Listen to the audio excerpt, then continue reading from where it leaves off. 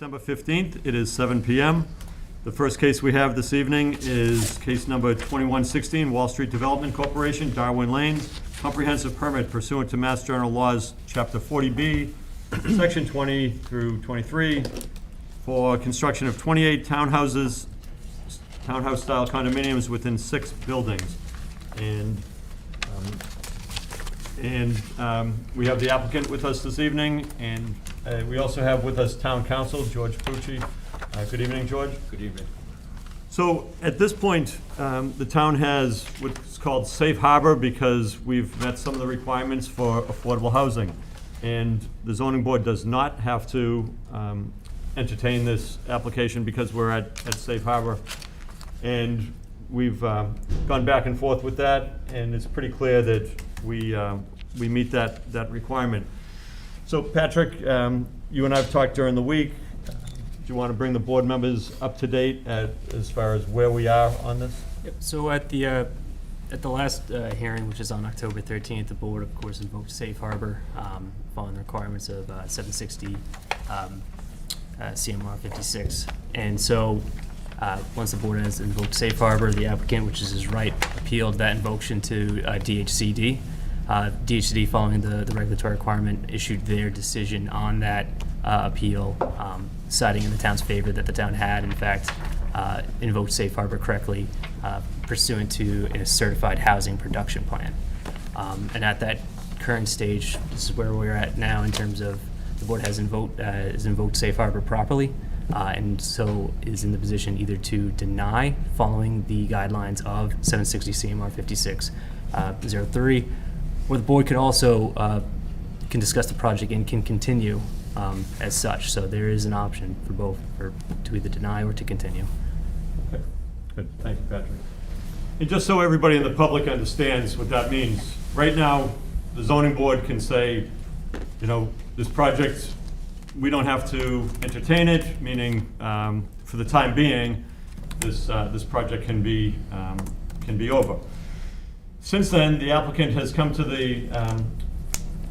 to Patrick and through Town Council with instead of 28 units, a different proposal. So, Mr. Petrozzi and Council, do you want to explain what you're proposing now? And I'll also say for the public, this doesn't mean that the zoning board is accepting this. We're just letting them explain to us and also to you, so we all are clear what another alternative might be. Right. Thank you, Jay Tallerman. I'm counsel to the applicant. So what we did, and we had mentioned this previously, but we're pleased to formalize it if that's what the board may be interested in, is we have thought about the project. We've talked to the property owner. We've heard some of the concerns of the neighbors. And so we believe that there is a project that we could all make sense of at 12 single-family housing units, 3 of which would be affordable. So by cutting the project in more than half and using a development type that's more consistent with that neighborhood, would take us some time to put some plans together. So we think if the board was interested in doing that, we'd probably ask for a continuance of a couple months, sometimes after the holidays, so we could get all that together. We think the benefit of doing that, in addition to perhaps getting something on the table with respect to affordable housing, would be a recognition of the fact that from the municipality's perspective, safe harbors are temporal. They don't last forever. You've got an actual new census that's going to be coming. The safe harbor was based on the 2010 census. The 2020 census is going to pretty drastically change the town's denominator. In addition, your safe harbor is dependent upon certain projects getting to building permit stage, I think by April or so. That doesn't seem entirely likely. It is possible, obviously. But what we're suggesting is that because your clock runs out, that we could probably still, in which case we would just come back. But we're willing to make good use of the time, do a project that's more consistent with the neighborhood to perhaps address some of their concerns, and have at this for however long it takes to get through peer review and all the other discussion about that. So we'd be happy if the board was willing to continue this, to develop a set of conceptual plans so the board could see it I don't know, sometime mid to late February, take some time to work with our engineers and do a necessary site review to make sure that happens. You don't lose anything between now and then. If you give us a high sign then that you don't want to go forward, you'd rather deny, then fine. But we think it would be worth your trouble, worth our trouble, to go through that exercise and have us put all that together, rather than do this all over again in April or May when either the census changes or your safe harbor runs out. So that's where we're at. My client's willing to put his dollars behind putting together a new set of plans for you all to look at. And if you guys like it, we'll amend the application, we'll have a hearing on it. So. And there'd be much more than that. That time frame doesn't work for the zoning board. It needs to be faster than that.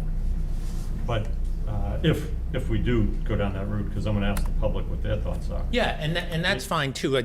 We're happy to develop something conceptually, to develop something with more of a full set of engineering plans on a significant kind of reconfiguration of the project. We'd be probably rolling that out over the course of a series of meetings. If you wanted kind of the conceptual footprint, site plan, non-engineered, we could do that in less time than 2 months. We already have some conceptual ideas there. And then through peer review and other engineering stuff over the course of late winter, early spring, we would develop a project. I mean, we're here to, under the safe harbor, we're at your beck and call to a certain degree. If you're not interested in that, however, you obviously have the right pursuant to the safe harbor to deny today, in which case we'll probably see each other next year sometime. And the other part of that would be, if you did apply for 12 units, there'd be a binding agreement with town council that it cannot go back up to, it would never be any more than 12 units under appeal or anything like that, so. Well, I think what we'd probably have to work on there is, if we're willing to do that, if we get to a certain point where you have a comfort level, we'd probably get to the point where the board would be interested in actually seeing it through, rather than just, we don't want to agree to forego any other rights and then have the board the next meeting say, no, we are going to invoke the safe harbor. If we're going to proceed in that fashion and give up a certain project, then we want to work with you together, while still, you retain all your rights to deny it or condition it or otherwise. Well, I think you might be answering the question right there. Yeah. So, one of the things that we would absolutely need to have, I'll go a little further, is if you propose a 12-unit project, it becomes a 12-unit project, and it's not something that under appeal or halfway through the process, something changes and it goes up. We would want that in writing, reviewed by town council. That would be fine for this particular thing. What we wouldn't agree to is to, if you denied it after the safe harbor runs out. For this application, absolutely. We wouldn't do a bait and switch where we'd say, well, if you approve it, we'll do 12. No. We would, for this proceeding, this application, we would amend the application if you like the look of it after we come back. Absolutely. I understand what you're saying. Okay, it's much more than an amendment of the application. It is a agreement that the number shall not be any more than 12. That's right. For this application. For this application. That's right. In any event, until the safe harbor runs out, you would have the authority to do whatever you like. But for this application, we would agree to an absolute formal amendment that for this discrete one, who knows what happens in the future, but yeah, absolutely. Okay. Good. Understood. Board members have any questions or comments for their council? You see, does everybody see the two options that we have? For tonight, we can either vote it and end it for now, or we can keep it open and, be looking at possibly 12 units as opposed to 28. Okay, thank you. Hey, thank you. At this point, I'd like to open it up to any neighbors or butters or anybody that has any questions on this. And if you don't understand what we're talking about, please say you don't understand, and we'll do our best to explain it. But just so we're clear, right now the zoning board could tell the applicant, nope, we're at safe harbor. We can deny this, we have every right to deny it, and have a good day. Of course, he can come back with the same plan or a different plan in the future. Or we can keep it open and move forward, and he's offered to do 12 units on the site as opposed to 28, so. Yes, please, If you deny it, can you just come to the microphone, do you mind? Right, yeah.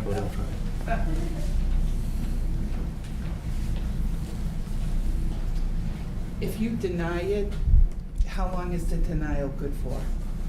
If you deny it today, is it still good? I think last time the meeting was, it was good for 2 years, that they couldn't start the project for that? So, town council, do you want It to? won't work like that. So explain how it would, Yeah, it gets a little complicated to try to just explain it to your satisfaction, but it won't work that way. If the board is fully able to deny the project tonight Yeah. if they want, Yeah. under the safe harbor, because it's Yeah. been upheld, and that won't be appealable. But the applicant will be able to refile if the town then goes out of safe harbor at some point.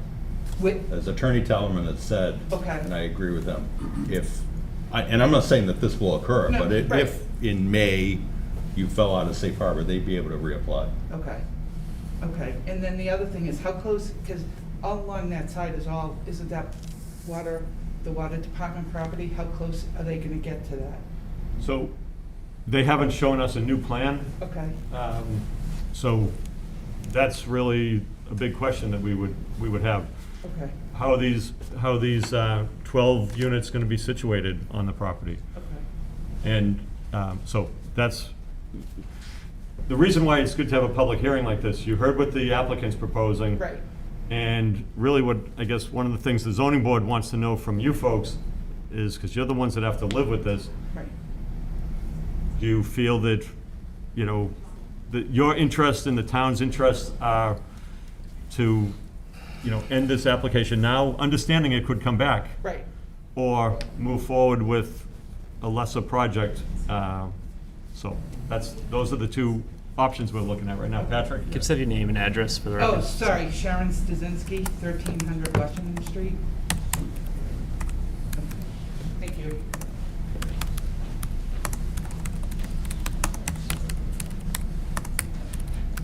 Okay, board members, first off, if anybody else has some questions, they can come in, but board members, what's your thoughts on how you'd like to see us proceed? I guess I'd just like to have a question about when did Safe Harbor start and how and when does it end? So, I can answer that. So, Yeah. so the safe harbor that we're currently in is a 2-year safe harbor, and that's dictated by the fact that the town has completed its housing production goals through that housing production plan. So, the safe harbor factored in on April 26, 2021, when the decision for the Cedar Crossing project was first brought and stamped in by at the clerk's office. So through that process, as those subsidized housing units were recorded, the subsidized housing units were able to be included on the town's subsidized housing inventory. So basically, we're 8 months into a 2-year period, if we Yeah. started in April? Yes. And as It could be 1 year though, right? Building permit. Yes, so as Attorney Talman mentioned, there could be a possibility where a time lapse occurs where from the date the safe harbor started, if no building permit is taken within that year time, those subsidized those housing units from our inventory fall off the inventory, I and see what you're we saying. therefore do Okay. not have our safe harbor for the full 2 years. Okay. That helps. I have a question. It's very clear that it's permit issue. So for example, if an applicant was to apply for a permit and be going through continuous reviews and should not reach that time threshold, but everything was in and being reviewed, et cetera, would it still be under the same rule? It's issued, the permit issued. Do Do you know what I'm saying? Like, so for example, if I was applying for a permit and I had all of my documents in and I was awaiting for my permit to be issued, but there was nothing left for me to do, and that permit should be issued after that date, if it was to happen after that date, does that put us into that place? Or, I think the question is whether, is the building permit, does it have to, the permit itself have to be issued within the year, or can all of the filings be done? But Yeah, Within the year. issuance issuance? of the building permit. Okay. Yeah. I apologize, I wasn't. No, sorry, I And did I a didn't know terrible if you were job talking explaining. about a potential approval of this modified. No, just in, what's in the pipeline now, the attorney, Issuance. made reference to the fact that if a permit was not issued by April, that would make us fall out of the safe harbor? It could. I mean, That you is need accurate. the- Correct, it is accurate. Even if it was to miss by a couple of days, I guess is what I'm Yes. asking, right? So if we issued the permit the day after, whatever that date is, we could be out of compliance and have this project before us, calling us out of compliance and dealing with the 40B. Correct. Yes. David Bosich, Darwin Lane, 31. So that date, George, I believe we're talking about is October of next year, is that correct? Because it's 1 year from when this comprehensive permit was issued for South Street? No, it wouldn't be from the date of the, well, yes, for the issuance, For the right? issuance of Was the that building permit? correct? Yes. So that would be the only time those SHI units would come off, would be October of next year? No, it'd be April of '22. So it's the date that the comprehensive permit was first clocked in with the town clerk's office. And that was the time when those subsidized housing units first were able to be, following the correct process, put within, So not that the inventory. October decision that was made? No, it would be the original decision, not the. What's the October decision? That was the HAC The HAC. decision, It was appealed. Oh, I see, okay, Yeah. yeah, no, the permit, right. the original comprehensive. So I'll just quickly brief. So I'm at 31 Darwin Lane, I'm a direct abutter. So I would just implore you to continue with what you did last time, which is with the safe harbor. I think you all know that this is not a good project.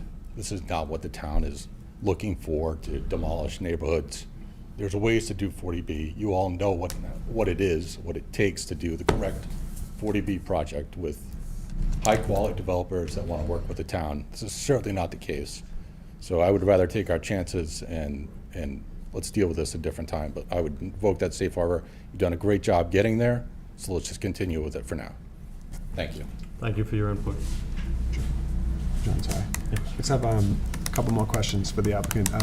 In the event that a proposal was to be considered, the 12 single-family homes, detached single-family homes, Yes. standalone, and the size of the lot in which these 12? I'm just trying to get an idea for the average of each lot for each single-family home, just Sure. out of curiosity. Lou Petrosi for Wall Street Development. We have some conceptual layouts that we've done with 12 detached single-family house lots ranging in size from 9,000 to 17,000 square feet, depending on the location on the property. And what we would be looking to propose is a extension of Darwin Lane as a subdivision roadway with the same construction parameters as any other subdivision in Walpole, sidewalks, curbing, the standard construction specifications. And the homes that would be built would be comparable to what's built in that neighborhood at the present time, depending on the size of the lot. And just so the board members know, Darwin Lane is already at 700, is it 750 feet or is it over? Just a little bit over. Little bit over. The town does not allow roadways, dead-end roadways to be more than 750 feet without a waiver. So, it's a safety concern. That's why the town has that bylaw. And that bylaw would be bypassed because a 40B does not, that's one of the things that a 40B ignores is the town bylaws that are there really to protect the character of the town, the neighbors, everything. But that would be bypassed. Well, Mr. Chairman, just for the record, I mean, that isn't a bylaw, that is a parameter of the subdivision rules and regulations. So it's not a bylaw, it's just a regulation under the subdivision control law, which the planning board has the discretion to waive as it sees fit, depending on certain circumstances. There's been several instances in the town recently where that has been waived, so it's not a regulation, though.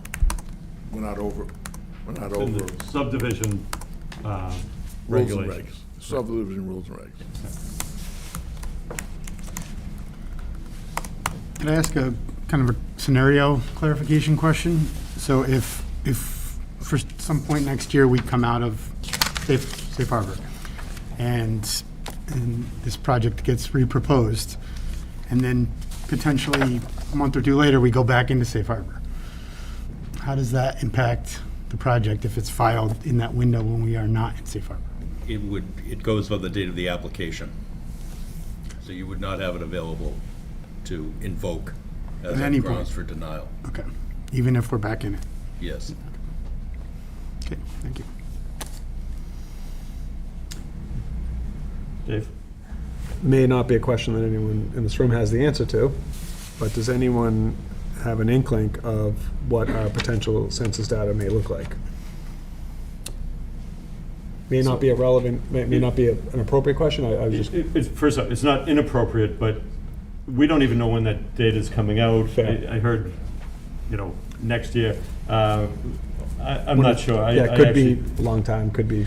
And then there has to be other calculations done by the state housing, Department of Housing and Community Development. So I think the issue that we really have to be concerned about is not getting the building permits for the Cedar Crossing in South Walpole, that project. If that doesn't happen, then we could fall out of safe harbor. Town council, am I correct about that? Yes, yeah. And it's It's a little bit like, I forget the game show, keep your trip to Bermuda or a spin the wheel and go for, a trip around the world. It's difficult. I mean, you're making a risk management decision. You have the ability to deny tonight, you have the ability to deny in January pursuant to your prior invocation, which was upheld. And you're considering this in good faith, that, what your real consideration is can the board achieve a favorable project under these circumstances where you have some leverage? Or do you want to just, like I say, spin the wheel and Roll the dice. see how it goes? I think, So, yeah, I mean, I think my view is that we're in sort of the classic bind of a 40B project where, in this case, we have the extra element of the safe harbor denial. We can deny it at any time. And it is a risk management proposition, just to be clear. Like, it could be 28 units if we go out of safe harbor. It could be more than that. It could be, so we have to weigh that against working for some time to see if we can come up with some smaller project that would be palatable, not just to the board, but to the community, of course. And since we retain the ability to deny it at any time using the safe harbor, I guess just for the board's discussion purposes, I don't see necessarily a downside to proceeding down the path of at least discussing conceptually what might be proposed. Again, having that ability to deny at that point, and we still would run, of course, the risk of a larger project if we fall out of the safe harbor category. I don't think in other words, I don't think we're necessarily giving up anything by pursuing, or at least engaging in a conversation with the developer and the community about a smaller project at this point. If it turns out that we aren't comfortable with the way things are going, then we can deny it at that point and take the risk of a larger project and falling out of safe harbor at that point. But I think just my thoughts to consider as we evaluate whether to move forward or not. Is there any waiting period once a project is denied as a safe harbor to refile? No. if you follow, he'll be able to refile. And as the chair had pointed out at the beginning,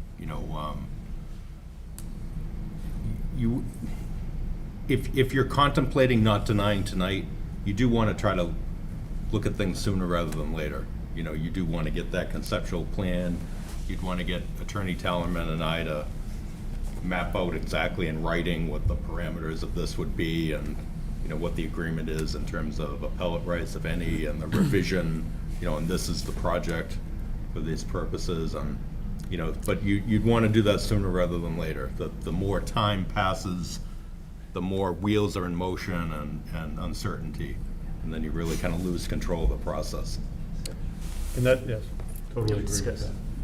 Except that we have the safe harbor too, so we can end the process whenever we choose. Yeah, but not if you lose the safe harbor, then. No, I know, but I mean, in terms of that. Also, part of the process. the 180 days of a 40B is already ticking. So I think that's one of the things that we have to keep in mind, that we're not close at this point, but when was this filed, Pat? September 17th. We'd give you an extension right now, even though we haven't really brokered an agreement. If you want a couple months extension on that's fine. Will never be an issue with us. So, yeah, no problem there. We can go month to month. We can give you extra 60 days on it, make it 240 from the original date. Totally fine. Right now. Or perhaps an agreement to start the 180 days at the time we accept an application, I don't know. We still need sufficient time for all sorts of peer review and that sort of thing, so I wouldn't. Yeah, I mean, that would be part of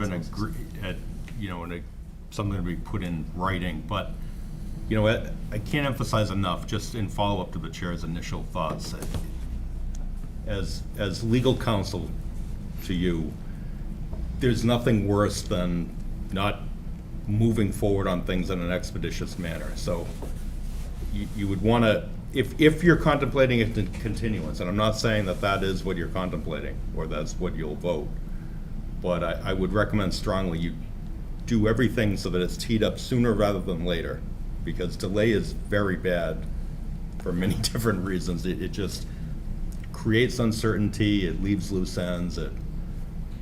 So, George, at this point, could we ask if the applicant in January, come back to the board with a revised plan? We don't need all the engineering done at this point, but a revised plan showing what it would look like, and elevations of the how, what do we call those? I'm drawing a blank. Topography. No. Renderings? Of the units, because I think that would tell us what we're looking at for 12 units, and it would also tell the neighbors what they're looking at. Okay. I'm getting head shakes. But, Yeah, a lot of head shakes. okay. You understand the risk, right? Yeah, we do understand the risk, but this is like an albatross hanging around our necks. Okay, come on up. Yeah. Good evening. My name is Joe Moriarty, one of the direct abutters at the very end of Darwin Lane.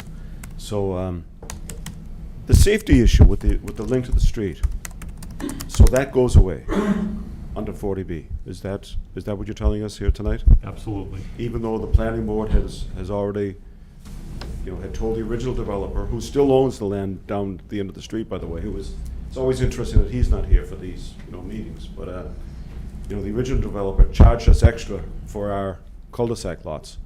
And now, and about a year after we moved in, he threatened to take that away by doing another subdivision off of that subdivision. So we've been dealing with this since, my 20 years, 19 years. So we've been dealing with this issue about opening up the cul-de-sac, the safety issue.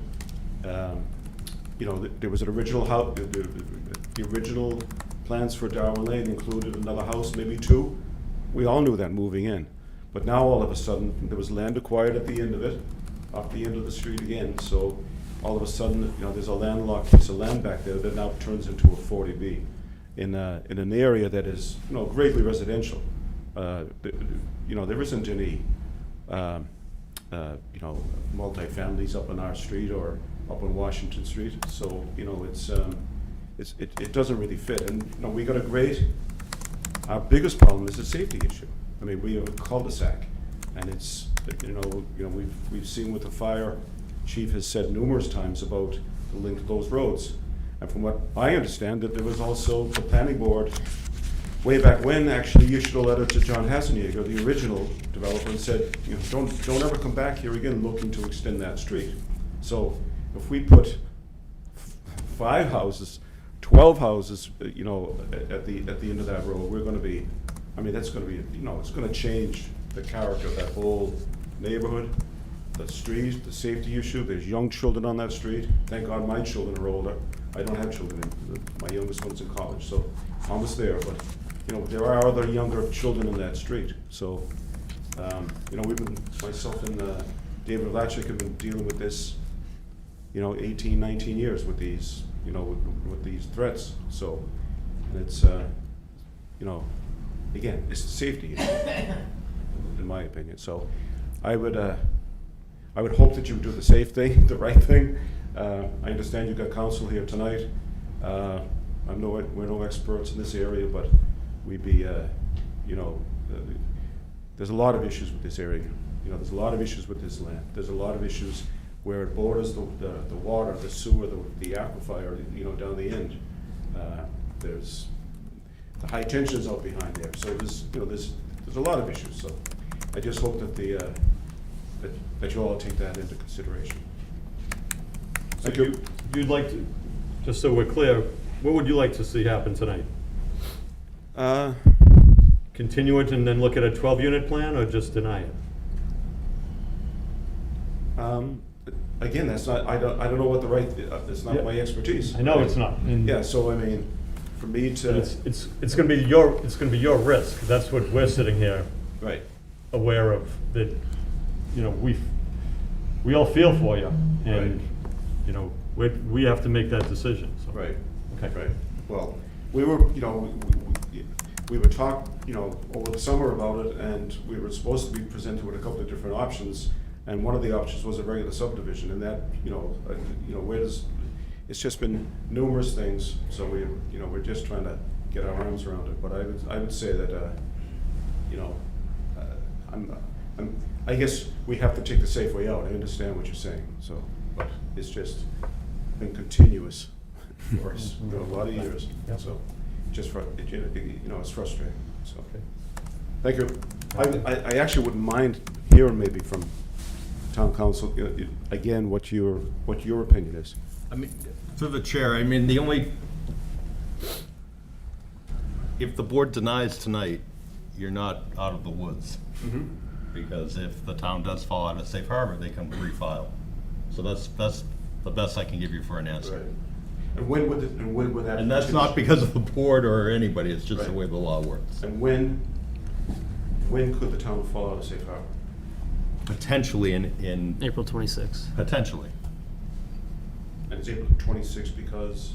So that's if no building permit is pulled on the project that got us into safe harbor, which is the Cedar Crossing project. Right. In certain circumstances, the safe harbor is contingent on the building permit issuing within 1 year. So if that happens, so. Best case, it's a 2-year safe harbor, which we're already 6 Yes. months in. Best case. Well, when I said you're not out of the woods really ever, it's not a facetious comment, because even in 2 years, you could be subject to it again. Right. And So we could end up with no woods down there. And just Thank you. remember, everybody, this isn't a town of Walpole law. Talk to your state representative, talk to your state senator. They're the ones that can make the changes on these 40Bs. It's not the zoning board. Yes? So would this be a new application to the applicant? If he resubmits the plans? If we keep the case open, it would not be a new application. It would be a revised application. So I just would like to read one quick thing from Attorney Murphy that he noted on his comment letter in regards to the original application, and I'll just read it out loud. I'm sure you've all read it, but the application submitted is not complete and fails to comply with the board's own rules. Notably, no pro forma or environmental impact analysis has been submitted with the application, contrary to the local rules adopted just 2 years ago by this board. The developer seeks waivers from your rules, claiming that conflict with the DHCD, but unless and until such a waiver has been granted, the application before you remains incomplete. So I would ask that you take that into consideration, and he would have to reapply as well. Thank you. Patrick, do you have any comment on whether the application was complete or not that was delivered to the zoning board as far as the performer? Yeah, it was complete in regards to just, I know you mentioned the zoning board of appeals rules and regulations. Just have to speak up here. I know they can't hear because I sat out there the other night. You can't hear a word you folks are saying. I'm sorry to be. Can you guys hear me? But when he's facing you, we Okay. can't hear him. Speak loudly, please. Yeah, the submission requirements were complete at the time. I know the issue is some of the rules and regulations that the zoning board of appeals have and that the applicant has requested waivers from. And so I don't have that in front of me right now, but I know there were certain waivers that he sought from those rules and regulations.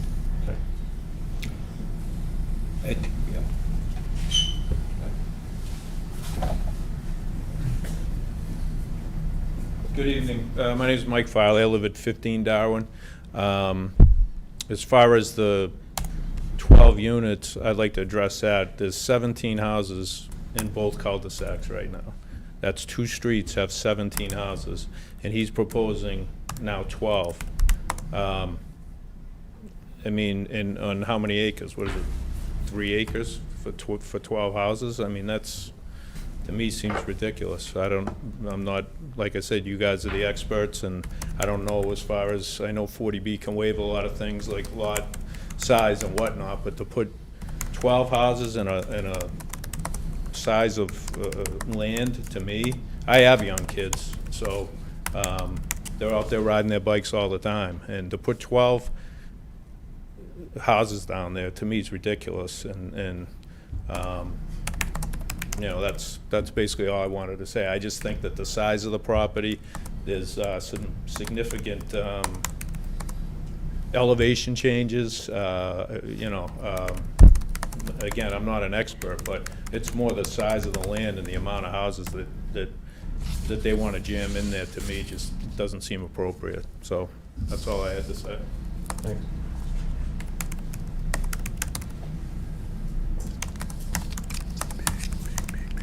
Okay, board members, what's your feelings at this point? And tonight it'll be the regular board members and Mark. That's who will be voting on this. Anybody want to stand up, Dave? I would just agree with the comments that Bob made that there's no harm in us entertaining and taking a look at a lesser proposal, given the site, given also the risk and implications of the potential date of the April falling out of that, where we won't get another look at a potential reduced project for the site, should we fall out of that. It is really just a roll of the dice. And because we have the ability at any time to deny, based on safe harbor, I just don't see the harm in entertaining and at least looking at that proposal. Sure. I feel similar. I think not only the safe harbor, but the fact that we can deny the project grants at least hearing what 12 units is, because I know what 28 units looks like, and that's much more unreasonable. So. Bob? Yeah, I guess I would agree. You know, the grounds on which we can deny a 40B project are quite narrow, and the ability to sustain just, you know, denials or conditions on appeal are very challenging. And I think it's in the interests of everybody to try to come to a more reasonable project than a 28-unit project. So I do think that going forward without, you know, waiving our right to deny it at any time gives us at least a chance to move in that direction, and we can see where it goes from here. So I'd be inclined to take the next step to see what a 12-unit project would look like on the site. Yep, I agree with all comments so far. I think that this, if anything, buys us options, and I don't think we give up anything by continuing to have conversations about an alternate project. I think we we know what the first project looked like and the original project, and we know that that is something that we don't want. So I'm inclined to continue the conversations and see what they come up with. Tim, any thoughts, any comments? Pretty much what everyone's saying. I think the 28 would be just really horrible, but let's talk. See if something better can be out there. Okay. So one of the things, if we do keep it open, we're gonna need to have a set of, stamped plans showing where these lots are by the end of, no later than the end of January. In fact, I'd like to schedule it for January. And we also need to have, renderings of what these houses are being proposed as, number of bedrooms. So is that something that you can get done? Okay. What's our last meeting in January? 19th. I have a question. I'm very concerned about the language of the agreement that is going to come forward guaranteeing the 12 units. So before you all get dancy about what the buildings look like, I would like to see you guys look at the language that the agreement states that it's a 12-unit project and only a 12-unit project, end of story. Right, and that's what town council would work out with the council. But I'd like to see that, number one, on the list, and it gets distributed back to the board so we can see it before we get all crazy about what the houses are gonna look like. So that's part of it. If we move forward, we're moving forward with a 12-unit project, and there's not going to be a revision down the road that comes back with more. Again, I guess my concern is we're dealing with 40B, and, it's not, the zoning board is not in a strong position on something like that. Okay, I'll say it again. I don't want the board to waste their time if the agreement isn't agreeable to the board to stick to the 12 houses. Right. That's Okay. it. So forget about yes, go ahead with the renderings, but that's gotta come first. It's But gonna be at the top of the list, That would be at the next meeting. before the next meeting, well before the next meeting, like, well before. I don't wanna look at it 2 days beforehand. Okay. Time Town council, sensitive. how complicated is it to draft up an agreement like that? I would want to work that out with Attorney Tallerman and present something to you after he and I have something where we're confident, we're comfortable with that he can represent on behalf of his client, and that I think has some meaning to present to the board. Okay, Could have I'm it. more interested that you can present something to us and say, this is rock solid that. Yeah, well, it's not rock solid, and, because there's some moving parts to it that I would need Attorney Tallerman's agreement on. Because there are just some contingencies that I can envision that we would want clarity on. But what happens if you go, just some contingencies that I would want to be able to have on the record before the board, before you embarked on a true,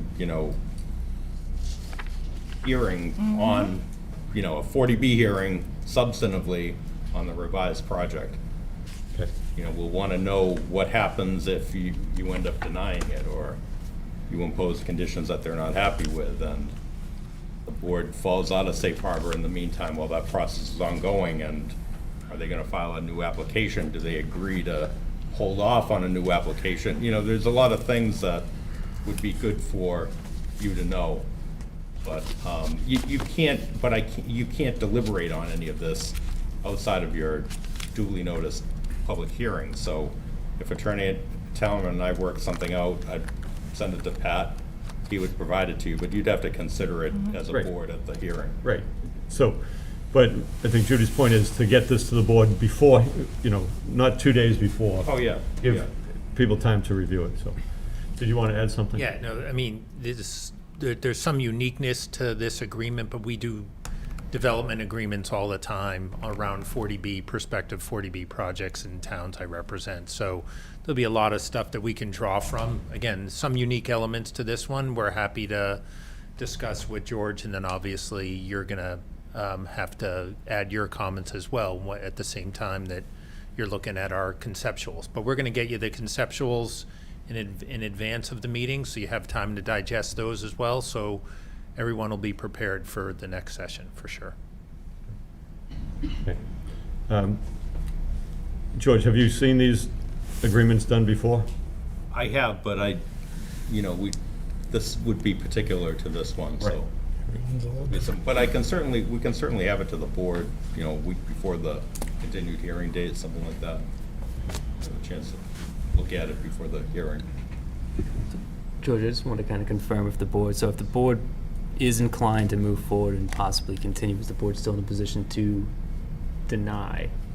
Yes, so you would, if you're inclined to continue, I would, move to continue to a date certain tonight, under the reservation of your ability to deny the project pursuant to your prior invocation of safe harbor, which was upheld by DHCD.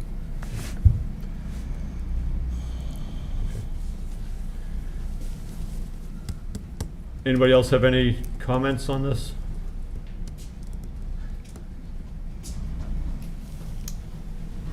Good evening. I'm Mark May, live in 8 Darwin Lane. Just seems to me like they're agreeing kind of to this 12 units. To me, 12 units is still way too much. Seems like came in with a poker hand of 28 units and says go high and come in low again. So he came with 12, and now you're like, ooh, no, not too bad. But to me, 12 is still too much. I have young kids in the street. I don't know if you have guys ever drive from Route 1 way into Darwin Lane. It's hazardous. It's very hazardous. It's a sharp turn. There's a bend. You put 12 units in it. That's another 24 cars going up and down that street. It's a safety issue. It's a big safety issue. I moved off Common Street to Darwin Lane for my kids, and now with this, it's dangerous again for them. So just thought I'd put in that 12 houses is too much, in my opinion. Thank you. Thanks. Okay. So we understand that you might not like 12, but 28 probably a lot worse. So the other thing is, board members, one of my concerns is the complexity. Is this just getting too complicated? Should we just have the applicant, refile whenever it's allowed and move forward? And if he wants to pursue it like that, that's fine. Are we taking a 40B process, which is complicated to start with, and making it more complicated with this? So, do you understand what I'm saying?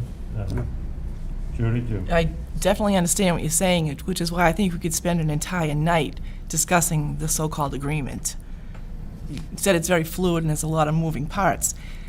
This just puts something on the fire with that agreement. Unless we can agree to that agreement as a board, I don't see the point.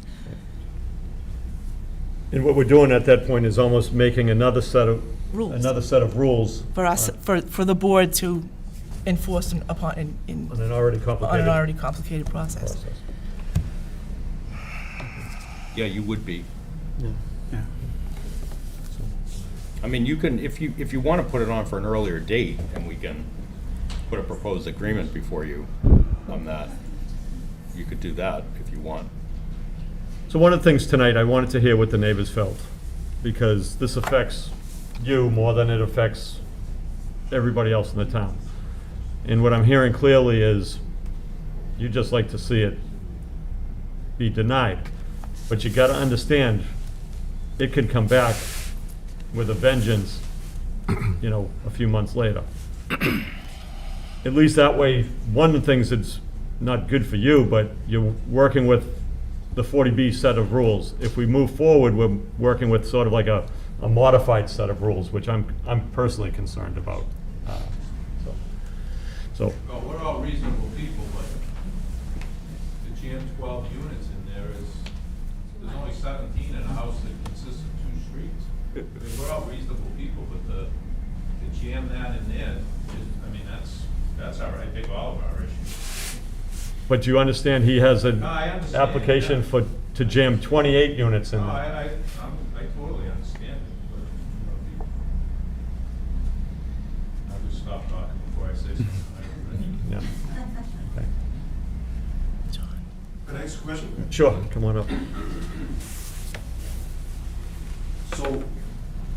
So this agreement, it sounds to me though that it's almost like moving on and just saying that, yeah, we like 12 units, and we're just going to approve that, or what happens at that point? The agreement would be that he's now applying for 12 units and cannot go back to 28 units on this application. He's saying that he wants to build 12 units. He can't get approved for 12, then appeal and say that he wants more. George, that's what we're talking about. Yeah. So then that particular new plans, they would all have to be vetted once again, as if it was a new application. Right, and that's common with 40B applications where the same applicant was before us. He started out with 12 units and it went down to 8 units. So it was that was the Yeah, new but I've also plan. seen that some of those times, they also go up again. Yeah, actually, you're right. On appeal, he could go up again, and that's. Right. That's, So then, as Judy points out, that agreement has to be ironclad. I agree. So, I mean, An ironclad in 40B is. we've been proposed, we were shown several different plans, and, one of the first plans we were shown was from, 18 years ago. So, it's been all over the place for us. So the uncertainty is just, as you know, it's tough to live with. So, that's what's going on with us. But, I mean, who's to say that, it just sounds to me like moving ahead with 12 units, it almost sounds like a slam dunk on the board's part. So I'd like, I don't know, how does that work? Does it all get start over again, and you look at the safety issues, you look at the water, you look at, there's peer review, there's all of that? If I may. Yeah, go ahead, Bob. Absolutely. I think the only thing that we would be agreeing to is we're first going to get a first look at the proposal for 12 units, and then we're still going to have the ability to deny and not go forward at all. In the event that we do go forward to a hearing, then we would have an agreement in place that we are not going to invoke the safe harbor only on the condition that the project is no more than 12 units and subject to all of the standard rules under 40B. We're only adding a step to the process. We're not waiving any of the rules under 40B. We're going to undertake all of the same technical review and peer review that we would for any 40B. None of that is going to change. I would not sign or recommend anybody on the board signing that kind of, because we can't do that. We can't waive state law. So in my view, the agreement that we're talking about is just, are they going to abandon the 28 unit project for all purposes going forward? And if in exchange for their abandoning that, we agree to hear their 12 unit proposal and not invoke the safe harbor, then we'll just proceed like any normal 40B with a cap of 12 units. That's sort of conceptually what I think we're talking about. They've made it clear, though, that, I mean, I can stop you there. They've made it clear they're not going to do that. If they end up getting denied on the 12 unit or conditioned, they're going to go back to the 28 most likely if you go out of safe harbor. So the parameters of your agreement for this would only be that they're agreeing that they're limiting this revised application to the 12 single-family houses with the affordability component. You're gonna do a 40B hearing with an agreed 6-month period.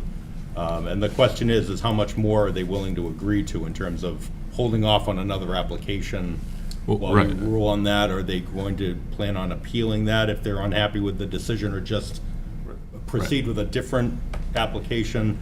Those things would have to be in there for you. And those would all be subject to our, whatever ends up in this draft agreement is something So we'll you discuss. wouldn't be waiving safe harbor? Well, if we were gonna actually. Sort of suspending it for, Right, tonight. you'd for be this to go on. reserving it for this, but at some point, you But may then if- end up. But then if safe harbor falls out, they can pull that application and come back with 28 units. Correct. Okay, that's, Let me just be clear to Depending.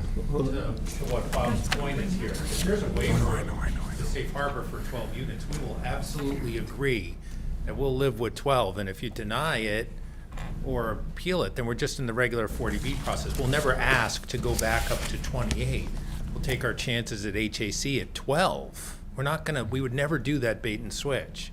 If you're gonna waive the safe harbor and hear 12 all the way through, it's 12, period. Well, that's. That's fine.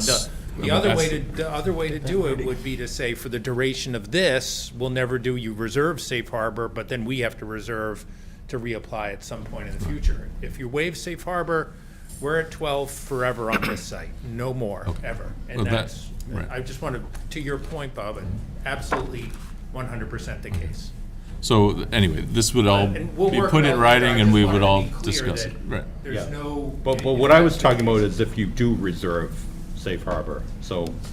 Right. But I think the negotiating point is, are we gonna invoke safe harbor and take a chance so that 28 comes back? Or are we gonna agree to waive it in exchange for a max of 12? I think that's what the negotiation basically comes down to. And you wouldn't really be able to deliberate meaningfully on that until it's really put in Right, writing. exactly. Correct. We could see the draft agreement and say, this isn't good enough for us, we're denying. We're reserving all our options at this point. Judy? I think, Bob, I wrote it down because that's what you said, that you thought the agreement would say that, quote, we would not invoke safe harbor. As Mr. Moriarty said, that's a slam dunk. You've just given the blessing. I don't understand. Someone explain that to me. If we came to, we're not waiving it at all.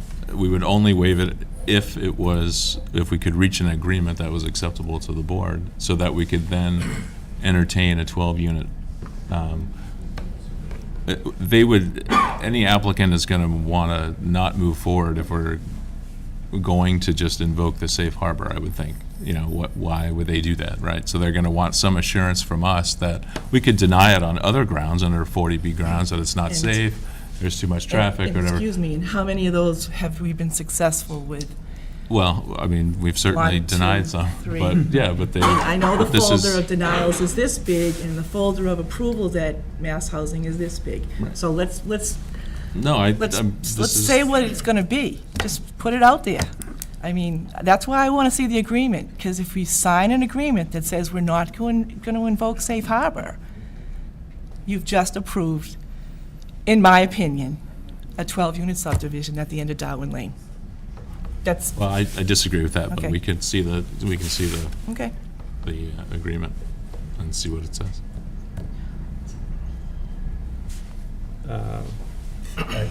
I'd like to see the agreement before we go so far into the renderings, and I think that language spelled out will kind of solidify whether or not it's worth proceeding forward or invoking safe harbor at that time.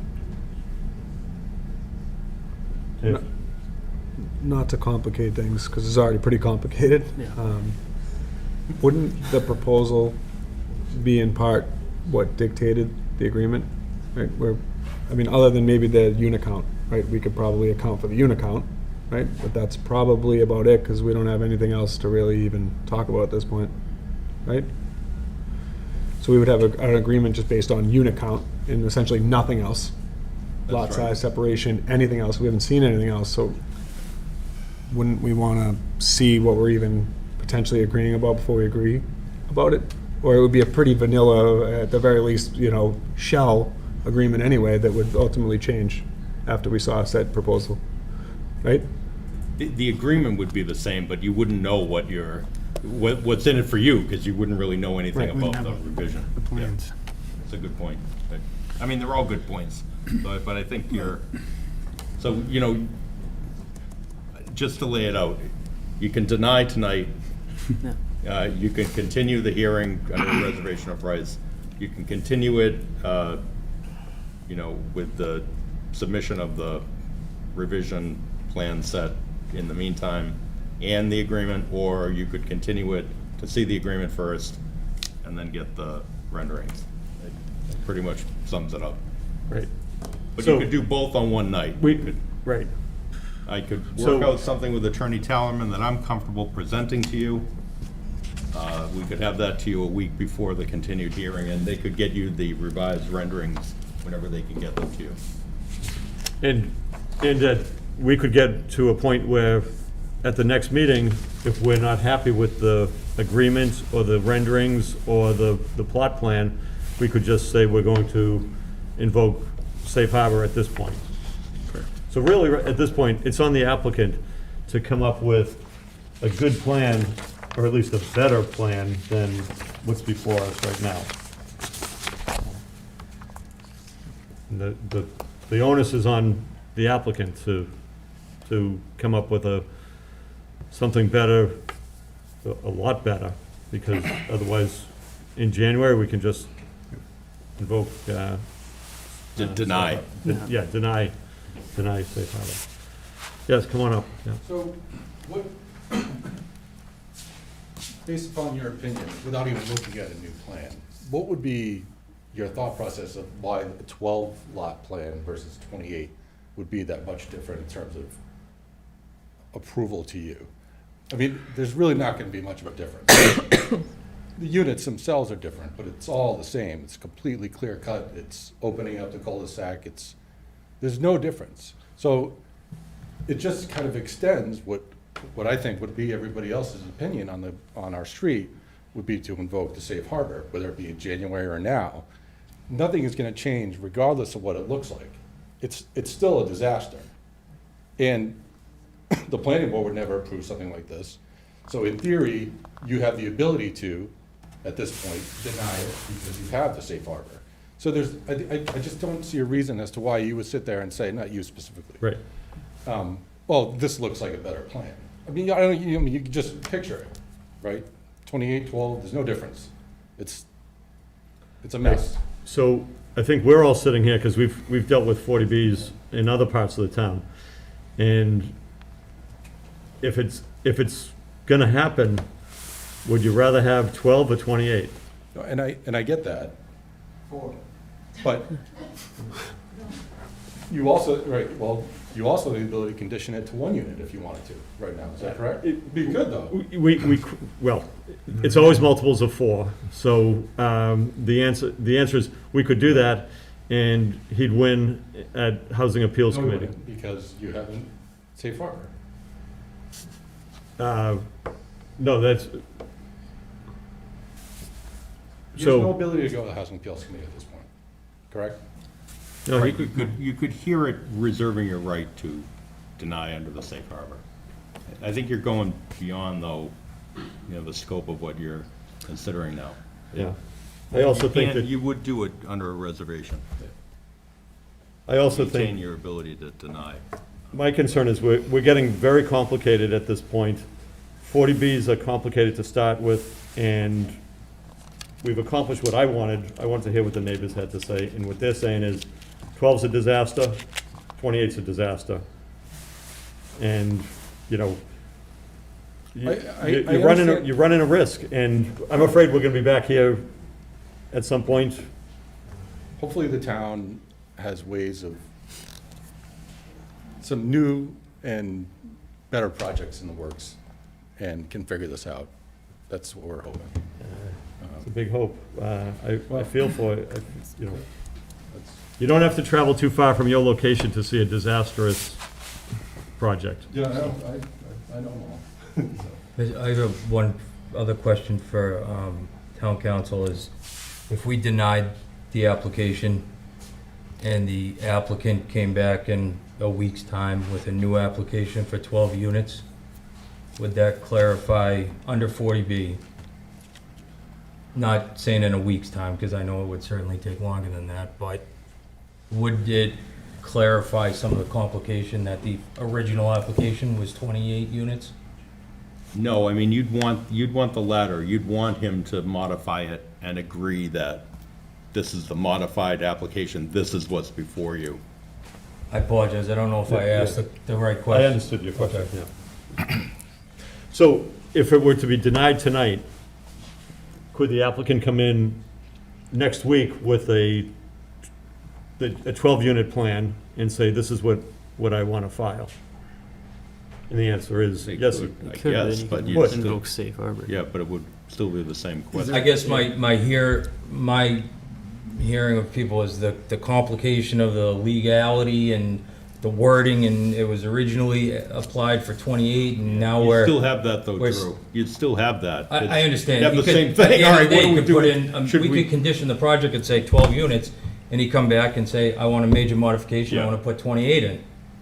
So there's that hanging over the whole process as well, but I think the major concern is that, or the major complication part from what I'm hearing, is that it started as 28, now it's proposed as 12, and how we can legally lock that so that it can't develop up into 28, and I'm just wondering if it would be a cleaner process to say, it's denied, come back with a new application, and we might attempt to hear it if it was only 12 units. I don't know.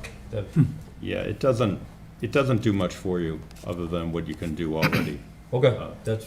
Because really, where your uncertainty comes in is more, say you embark on this process, the people are unhappy, you start trying to condition the project, the developer's unhappy, you fall out of safe harbor, then they know, well, fine, you can deny the 12, but I can go back and now file my 40B application.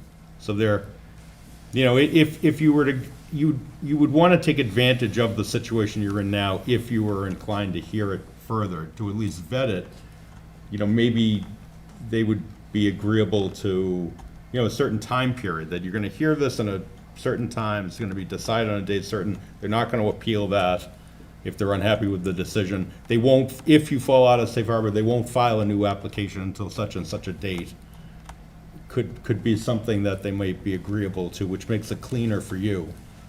To be able to spell it out on this Yeah. modified application. But they may be unwilling to do that. Right, Maybe they yeah. don't want to go through that time and expense, knowing that you have the ability to not be subject to appeal the Housing Appeals Committee if they're unhappy with your decision on the 12-unit project.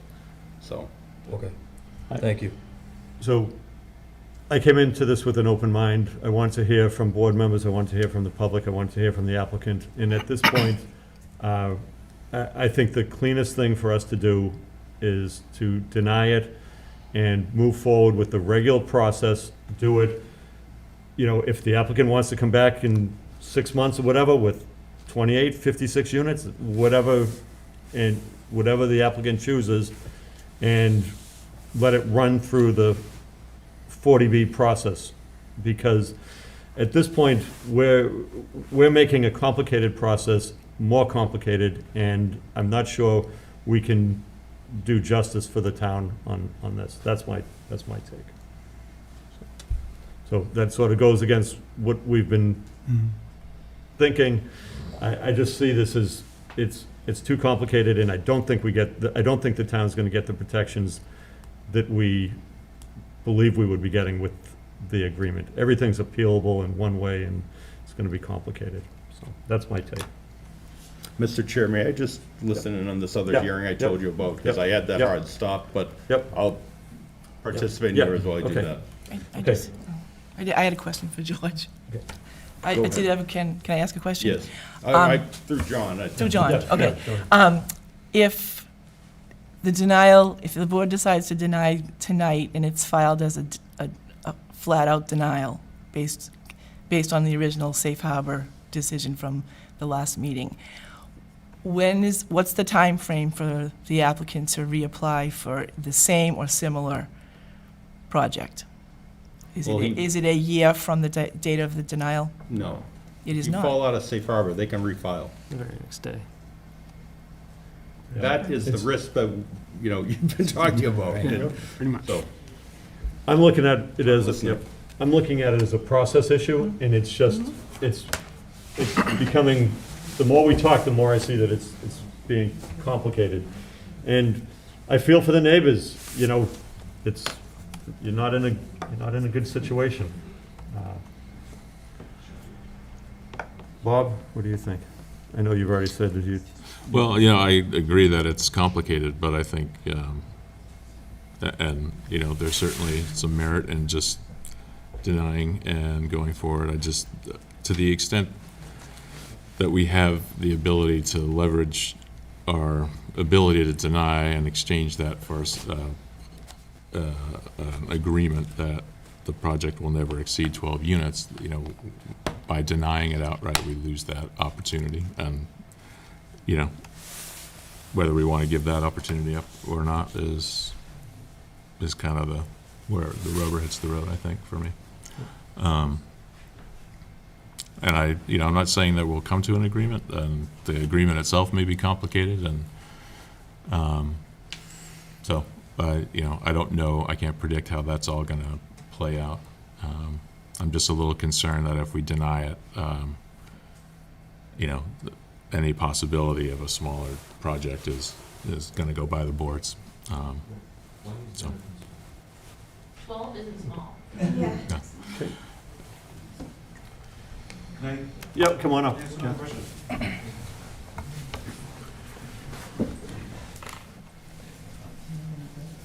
So going back again, if you were to agree to hear about the 12, continue and hear about 12 units, and then you deny that, that doesn't necessarily mean that the applicant can't, or any applicant could come back later with 28 or 56 units, right? They could, yeah. Okay, so I mean, there's no bona fide way to lock somebody in tonight. No, that would be the subject of this agreement that we're Right. talking about. That's the only way we could lock them in. We couldn't do it through 40B. Right. We couldn't do it through this normal process, only by virtue of an agreement. If we were able to iron one out, But wouldn't that? would we be able to hold them to that? Okay. But that would be ironclad. Because if it gets denied again at 12 units by the board, it can an applicant can reapply again, once out of safe harbor. Correct. Yes. Okay. I just want to be clear on that. So what's your thought? My thought is that whether it's 12 or 28, that it should be denied. Okay. Any 40B down there. Okay. Thank you. Okay. Board members, any final thoughts on this? I mean, I guess my thought is I haven't heard one neighbor say, don't deny, they all want it denied. I think if it's me, I think 28's a heck of a lot worse than 12, but I haven't heard that. So, I mean, I think this board represents the town and that we want to do the best for what we can for the people that are going to be most impacted for this project. And if you think that our best course here is to deny outright and forego any option of a smaller project, knowing that, the applicant owns the land, something's going to go there at some point. He's got rights to it. So. You are correct. He must have some agreement because the state of Massachusetts Housing and Community Development gave him a letter saying that he has site control of it, so. But you're right, he might not own it. Okay. We could fall out of safe harbor as soon as April 22. 26. We're talking about a possibility Yeah. too, so I do want to reiterate, Yeah. we're in a 2-year safe harbor. We're talking about a possibility of falling out. A lot of things can happen. Yep, a lot of moving parts. Okay, so you understand, I'm also looking at it from running the meeting and making sure we do everything correctly. This is getting a complicated process, getting much more complicated. And I also think that nothing, it's not clear that we gain that much, so. That's where I stand. Drew, anything? No, not at this time. Dave? No, I would just, it's a tough one. Yeah. It is complicated. But again, I'll just reiterate what I said. I don't see the harm in at least taking a look at a smaller size project when we still retain the right to refuse it. All the way up into, because even if, an agreement would never be signed anyway unless there was an approval, I would imagine, right? You wouldn't sign an agreement before an approval. Is there even a scenario where that exists? No, right? So I don't think, I'm not a lawyer, No. but, right? So. Probably be contingencies and Right. if this, then that, that's what creates all the complication. And I just think, given my experience with 40Bs and how I've seen them go, and the multiple ones that I've experienced in my life, that it's just worse, but that's just my opinion. Okay. Any comments from anybody in the public or the applicant? Okay. So at this point, town council, do we close the hearing at this, or what's the process? What do we do now? Well, you'd close the hearing if you want to deny tonight. Okay. But if you don't want to deny pursuant to the safe harbor tonight, then you would not close the hearing. You would Okay. continue it. So I guess what I need to do is poll the board members to find out where we are. Or ask for a motion, right? Either. But- Is it the majority, or is it Majority on 40B. Is it a majority or super majority for 40B? Majority. Majority. Yep. And the voting members, Dave Anderson, Drew Delaney, I'm John Lee, Bob Fitzgerald, and Mark Major. Those will be the 5 voting members.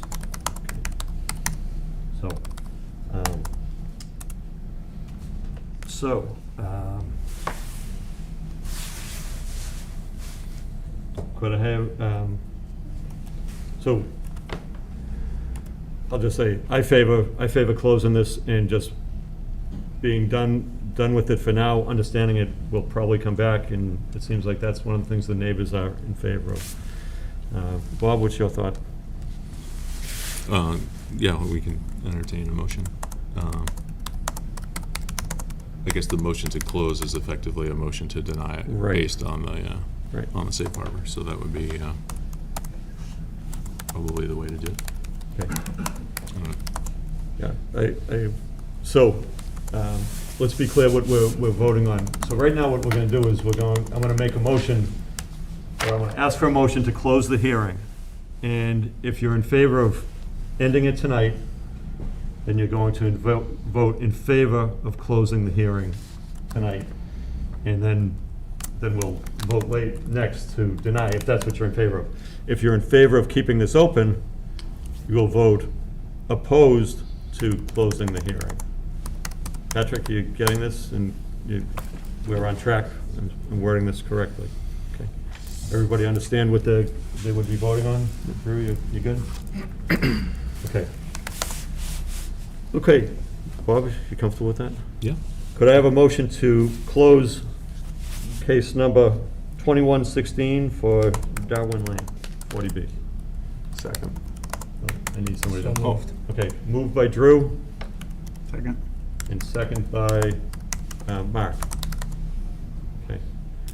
So this is to close the hearing tonight, and if we close it tonight, the next thing would be, we would probably vote to deny it, or to invoke safe harbor.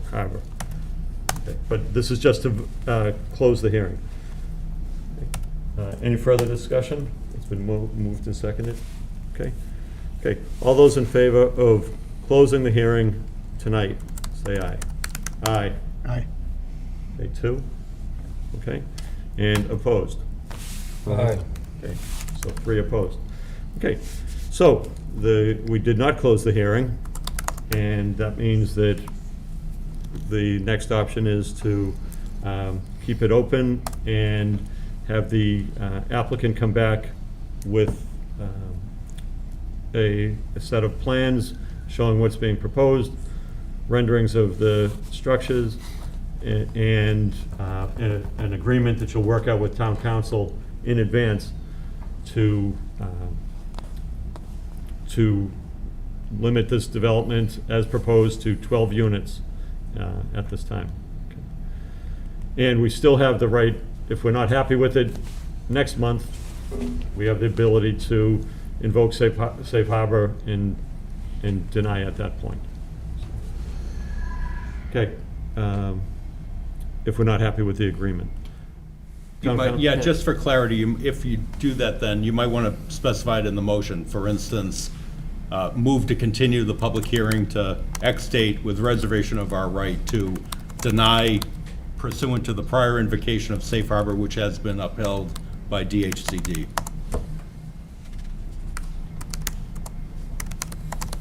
Okay.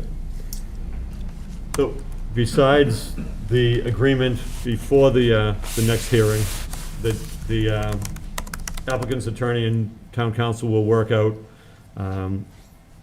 renderings of the buildings, plot plan, so we can all see what we're talking about. A stamped plan from an engineer showing the lots. Is there anything else board members would like to see? Okay.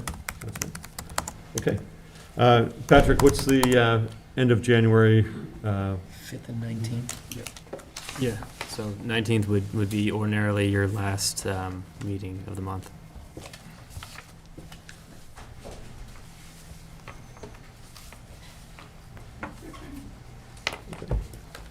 Okay. Could I have a, does anybody have anything else to add on that? Okay. Could I have a motion to continue this hearing until January 19th, 2022?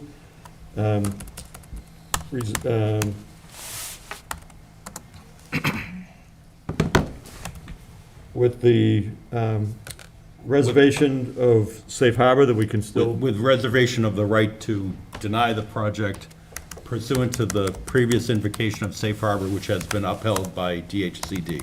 Okay.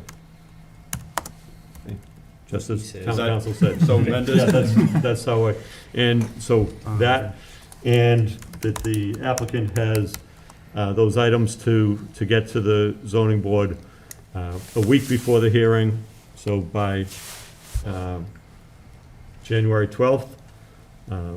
Plot plan showing the layout, renderings of the structures, and an agreement worked out with town council and the applicant's attorney. Is that acceptable? Yes. Okay. So moved. Okay. Second. Moved by Drew, second by Dave. And so folks, this is just to continue it, and the goal is to have this as going from a 28-unit proposal down to a 12-unit proposal, and see what happens, and it goes through the whole 40B process still. Okay. Okay. All those in favor of continuing until January 19th, please say aye. Aye. Opposed, abstained, so carried. Okay. Okay. Thank you. Okay, thank you. Hope to see you all on the 19th. Okay, next case we have 11 Maud Terrace, special permit under section 5B2 and 5B2C2 of the zoning bylaws to allow an in-law suite as an accessory to an owner-occupied single-family dwelling that exceeds 33% of the total building size. Hey, we were here last week. Good evening. How are you? Good. I think I want to start with, to show you what we're thinking about, so let's make a deal. From earlier. So, I resubmitted I talked to the architect, and unless we're moving everything forward, we took over the front of the addition, or the dining room. So we put the TV room in the back for my mother, we gave the back of it to my mother and really opened up the front, and that's gonna be, we don't have a dining room, so we made that our formal dining room.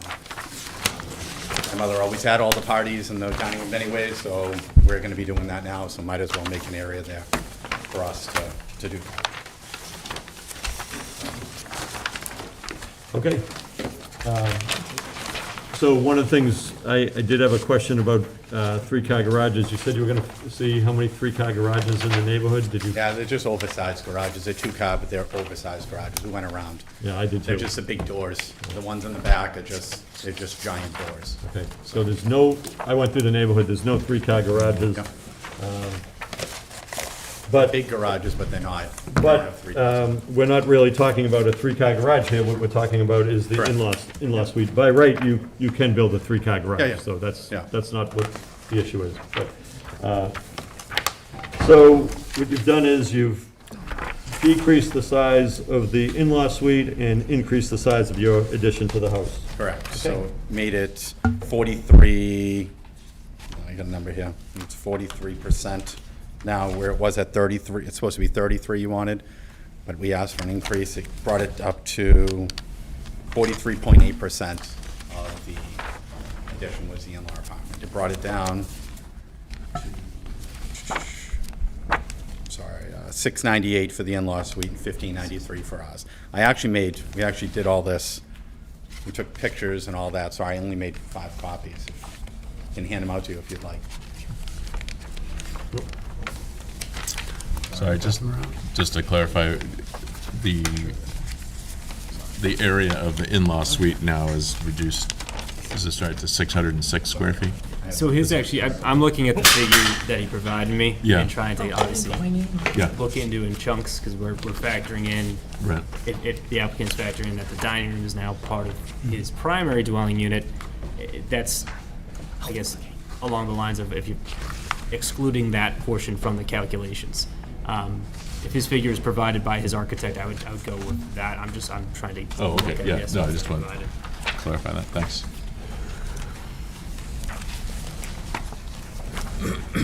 So the addition would be, with the addition, the house would be 2291 square feet. Now, you can see in the second page that I gave you, it actually would still be it still wouldn't be the biggest house on the street. It would be the third biggest house on the street, with the 2 biggest houses on the street being our neighbors. So on page 3, page 4, I'm sorry, you can see 6 Mod Terrace, which is the biggest house on the street. That's directly behind our house, so you can see it behind our house.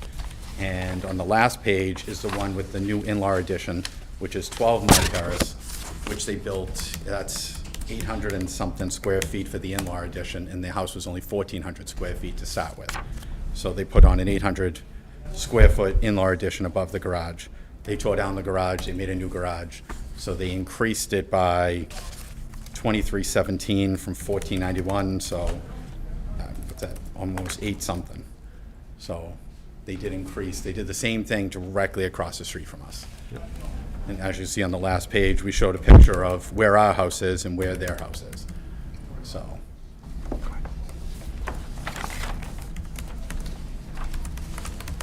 So one thing on this set of plans that you provided us with the new build-out, the copy I have doesn't have a date on it or anything. Do you have a copy? Is there one that has a?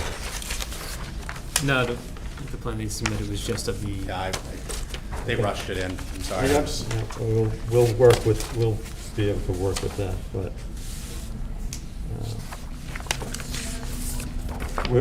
This will be the plan of record that we have right here.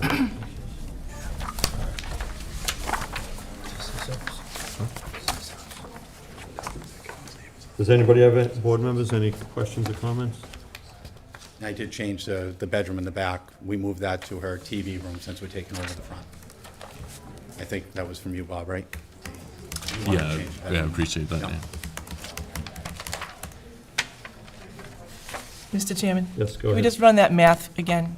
Your house will be how much with the in-law? the total- 2291 altogether. Okay. And that's on, I'm sorry, I know That's I didn't okay. give enough, but that was. I see it, yep. On the second page of what I gave you. Yeah. We actually put it out there. It's 110 for the existing, Right. 1181 with the addition and all that. If you add the addition, that gets you down to 30%. It gets us down, no, 43%. But if, like, you add the new square footage to the house. Correct, that gets us down to And 43. then you take the in-laws, a portion of that. What's that? The in-law suite is 698. Yep. So that divided into the 2291 gets you to 30%. I don't know if you base it on, No, so it's, from what I understood on the percentage, is you take what our house is. Currently. Which is gonna be, it's gonna turn into 1593 after we put the addition on. Oh, okay. And then you do 33% would have brought it down to like 5-something. So this goes with our second application, asking for a variance for an additional space. In the beginning, it was like 70%, we got down to 43. 43.8, which is a lot closer to where you were looking for. got it. Do you have the figure on the 698? So the plan that was submitted was only the. Yeah, they They as provided they to were you? rushing it, they didn't, Okay. that was over with the, I tried to get as much as I could, as All right. quickly as I could, but.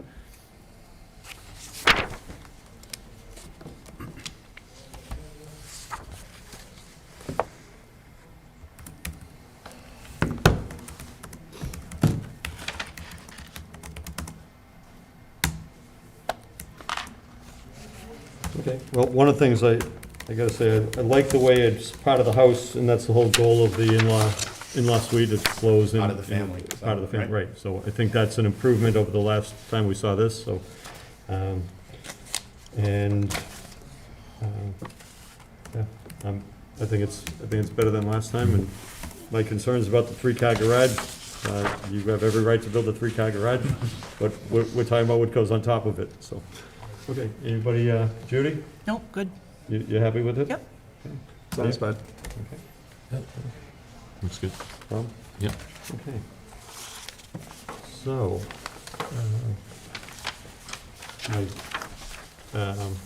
so, Patrick, one of the things, well, we don't have a date on these plans.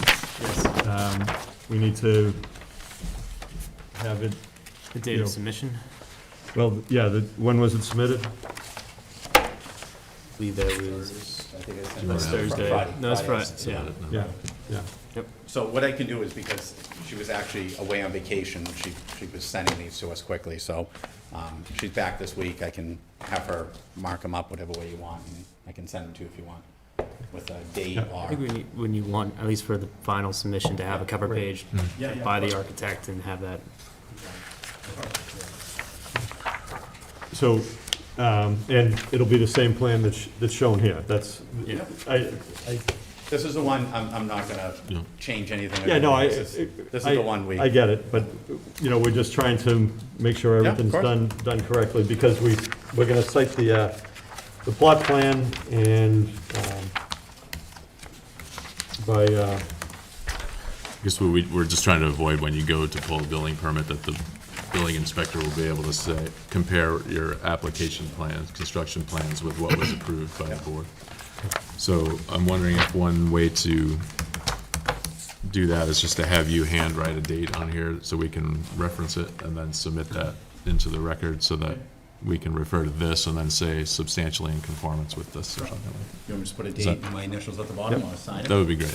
yeah, if you sign it. I was gonna it'd be say, it good. could be reflective of the floor plan submitted on 12/10/21 and discussed at public hearing on 12/15/21. But just if we can identify that with something on the plan as, 15th. because it's, just so we can identify what. Absolutely. 12:15. And it's sheet A2.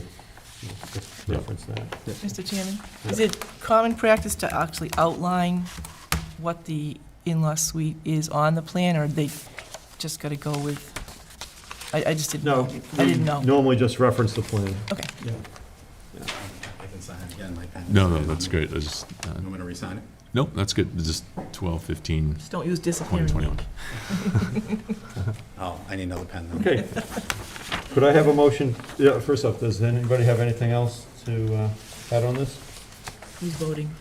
Voting will be, Oh, actually, is Mary Jane on this one? she was, but Mhm. she's not here, so, were you here for it, Judy? I was here. She was. Okay. Yes, I So- was. So, I don't think I so, voted the first time. regular board members and what? I was gonna say, Mr. Chair, I don't know if they had any, does the board want to discuss any conditions What's that? Were there any conditions with? No, first we got to figure out who's going to vote on it. Then we're going to close the hearing, and then we'll do the conditions. So, okay. But if, it'll be standard conditions as always, plus anything else. Okay, so voting on this will be Judy and the regular, the 4 regular board members who are here this evening. Okay. Could I, do you want to close the hearing? Well, I'm sorry? Do you want to close the hearing at this point? You probably do. Okay. That goes forward, right? Before we close it, does anybody have anything to add? You're for North Street. You just want to get it moving on. Okay. Okay. So, at the request of the applicant, could I have a motion to close the hearing? So moved. Moved by Judy. Second. Second by Dave. Any further discussion? This is just to close the hearing. All those in favor of closing the hearing, please say aye. Aye. Opposed, abstained, so carried. Okay, next, does anybody have anything, I'll go through what we have. Could I have a motion to approve the in-law suite and for a special permit and a special permit for the size under 5B2C2? And that would be referencing plot plan dated October 21st, 2021, and the floor plan sheet A2 signed by the applicant and dated as of today. Standard conditions, and did anybody have anything else that they wanted on this? There was a question we had about the retaining wall, height of the retaining wall. Did you figure that out? So we actually went down and looked. There shouldn't be a retaining wall. I have to look at that on the left-hand side because it's flat ground. Okay. Right over there. The right-hand side had the retaining wall that's already there that we're just gonna move over after because it's a rock retaining wall. So we have all the rocks. They're just gonna repurpose the rocks for after they dig. So the left-hand side, I'd have to talk to them again because it doesn't need a retaining wall. It's flat ground at that point. So. Okay. So are you building a retaining wall on the left-hand side? Yes. Okay, how high is that retaining wall going to be? We did it was 3 feet. Okay. I think. No, I think it's. Okay. We measured it. Measured the other day. I think it was. I did. I think it was 3 feet. Okay. That's fine. There's no issues with a 3-foot retaining wall. Okay. Any other conditions? I'm just looking at the engineer's comments about the filtration. See if we need to add any conditions just to incorporate those comments.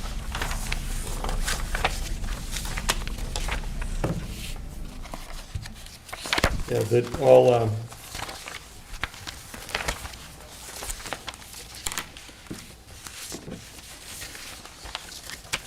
that the infiltration of dry wells and recharge areas for the roof leaders shall be installed. Okay, that's standard when you do a project like this. And we already had. I think we have dry wells already built into the plan. That's going to be down there so they can filter out. The architect built all those into the plans that we're going to have 2 dry wells, one in the front and one on the side. Yep, 2 proposed dry wells. Yeah. Okay. So, but dry wells for all leaders coming off the new structure. 'Cause I can't tell which way they're going, but everything new should go back. It looks like the only other comment. Okay. And they did have a question about the retaining wall, but I think Right. that's been resolved. Yeah. Okay. Patrick, you get that? Okay, so that's the motion before us. Could somebody make that motion? So moved. Moved by Judy. Second. Second by Dave. Any further discussion on the motion to approve this in-law suite as shown in the plans provided? Okay. All those in favor, please say aye. Aye. Opposed? Abstained? So carried. Okay, good luck with your project. Thank you very much. Okay, good evening. Sorry to keep you waiting.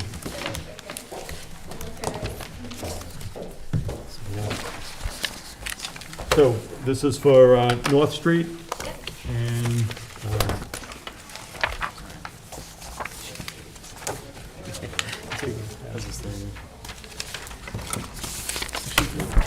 just pulling up the folder. I have to read the legal notice and all. No worries.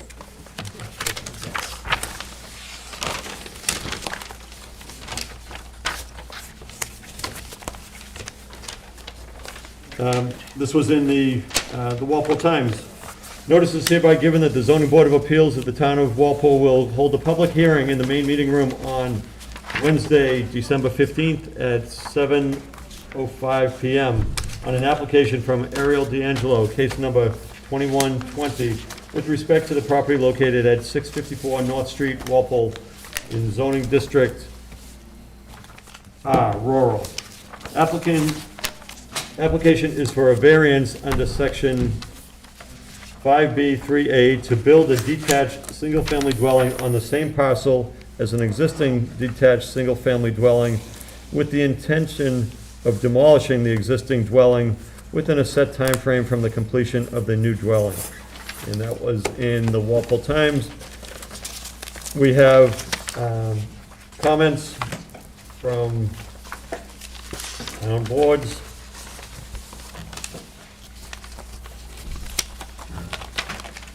I hope we do.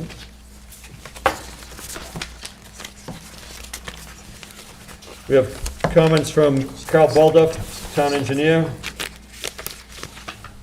Starts out, we do not object to the variance provided.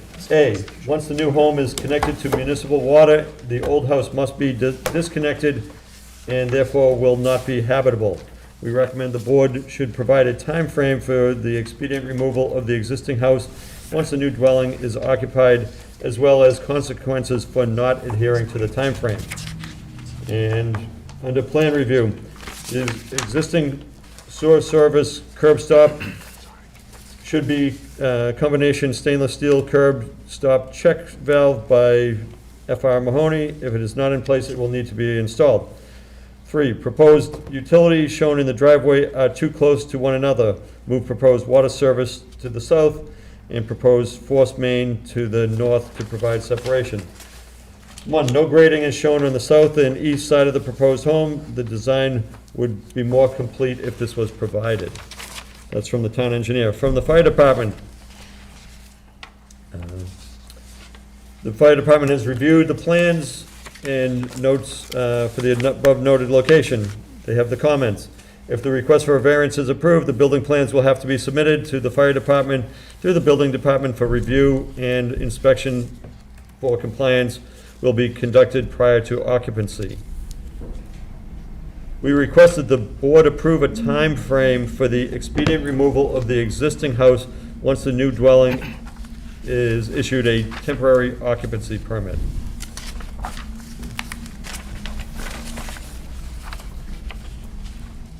And Mr. Chairman. Patrick, I did get just an email today from Deputy Building Commissioner James Crawley. Okay, so from James Crowley from the Building Inspector's Office,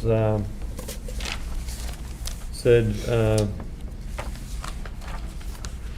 the building department has no problem with the variance for this property,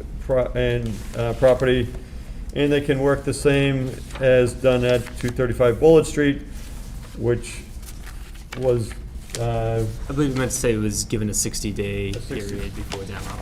okay, the 60-day temporary certificate of occupancy to demo the old house. Okay. So, good evening, welcome. Hello. If you would, please just identify yourself for the record and explain what you're proposing to do on North Street. So my name's Ariel D'Angelo from 654 North Street.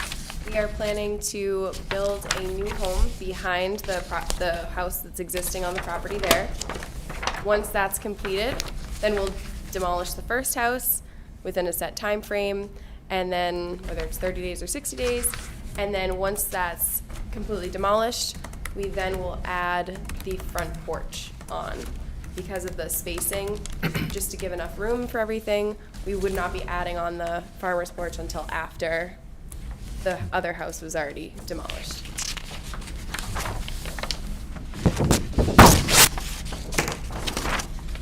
So it's gonna be built right up, it's gonna be built very, very close to the existing house. Yeah, I believe it was 10 feet, if I'm not mistaken. Oh, we do have a plot It's, plan. yeah, it's on here, John. It's really, really close.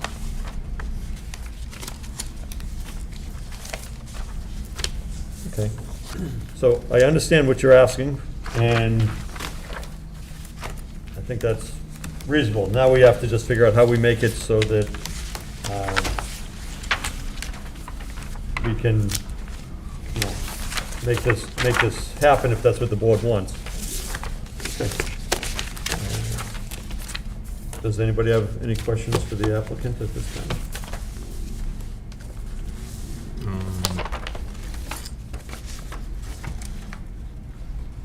I don't.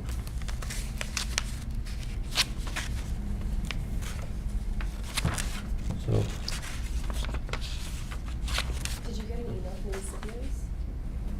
so I've got a couple of questions. Right now, on the property, there's a garage barn, 2 garage barns. Are those coming down also?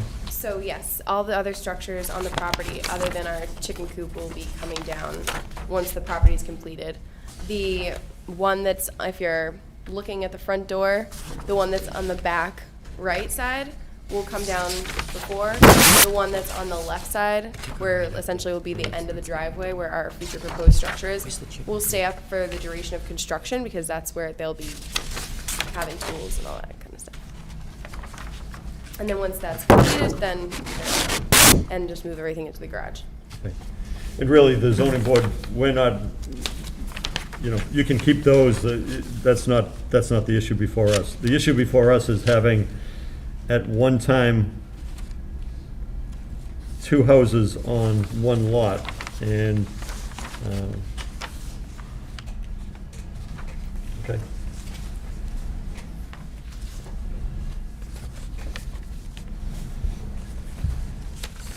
Okay. Mr. Chairman? Yes. Not in this case, but in other cases, I know we've done this. The town, not me, but the board's done it.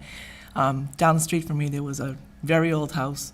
They built the house in front. They lived in the house. They were the original property owners, and I know Mrs. Buttermer's not living there anymore. But anyway, and it didn't seem to be that there was a variance required because there was an understanding or an agreement that, of course, there would not be 2 houses on the same property. So I'm just wondering why it's here and why it wasn't just something, if they had a fire, they could put a trailer there and live in a trailer. They don't need it, we wouldn't let somebody put a trailer on their house lot and build a house unless it was an emergency situation, I believe. So I'm just not clear on why there's not 2 families gonna live on the property at the same time, because one house is being built and is not occupiable until it's completed. And the other house is just a shift of family. So I get it, you might want to have a time frame because you don't want to have the older house sitting on the lot. You don't want to look at the old house when you live in your spanky new house. But, so I'm just unclear as to why it became a variance issue. Because and I haven't talked to the building inspector, but I've dealt with this before, and for a short time, you're going to have 2 houses on one lot, and that's not allowed by zoning. Okay. So, I see them in 2 different stages, but if that's the way it's interpreted, I guess. it's not my. No. It's not my interpretation, and so really, what it's going to come down to is, this isn't going to. It shouldn't be painful, but what we're going to have to do is just come up with a time frame from the completion of, you know, the new house within 30 days, 60 days of getting your certificate of occupancy, you would have to tear down the other house. And I'm sure that's what you're gonna do. Yes. But we have to make it so that all of a sudden we don't have 2 houses on one lot. I hope you understand where we're coming from. 100%. Okay. My question, what could you do if she didn't? That's, I'm sorry. Yeah. That's what the temp CO is for, right? You could not then issue a full CO, and then they could not live in the new house. Okay. Yeah. Right? So that's why that's so the from leverage. issuance of the temp CO, you have 60 days. Should you not tear down the other house, they would then, the building inspector could not issue a Okay. full CO and you would have to leave the house. Does it happen, this happen a lot in town? I guess, I was. No, because most people don't continue to live in the house. Usually what they do is they tear down the house and then build a And new rebuild. house. Okay. But I've also been involved with a situation where somebody did exactly this. It wasn't as close, but they said, oh, we're gonna keep the old house. And now we had two houses on one lot, so that wasn't in Walpole, but, Okay. this house lot's not big enough to have, it's not big enough to have two houses on it. So there's no way, and also, even it seems like, you said you're within 10 feet, is that correct? Or, It was a guesstimation. okay. But either way, it's, to get you said to get the porch on your new house, you're gonna have to tear down the old house? Yeah, we would want, just because the way it would lay out on the lot to give a little bit more backyard, we wanted to get as close as we could to the front, Okay. so that it's not. Yep.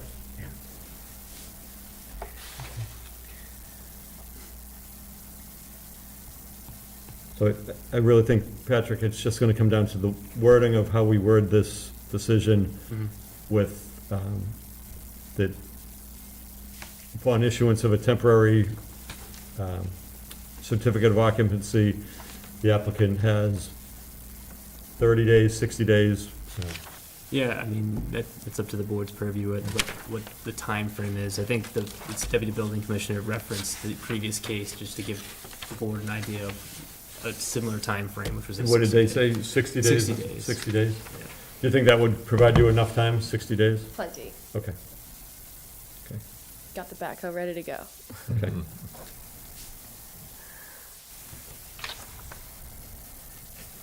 Any questions?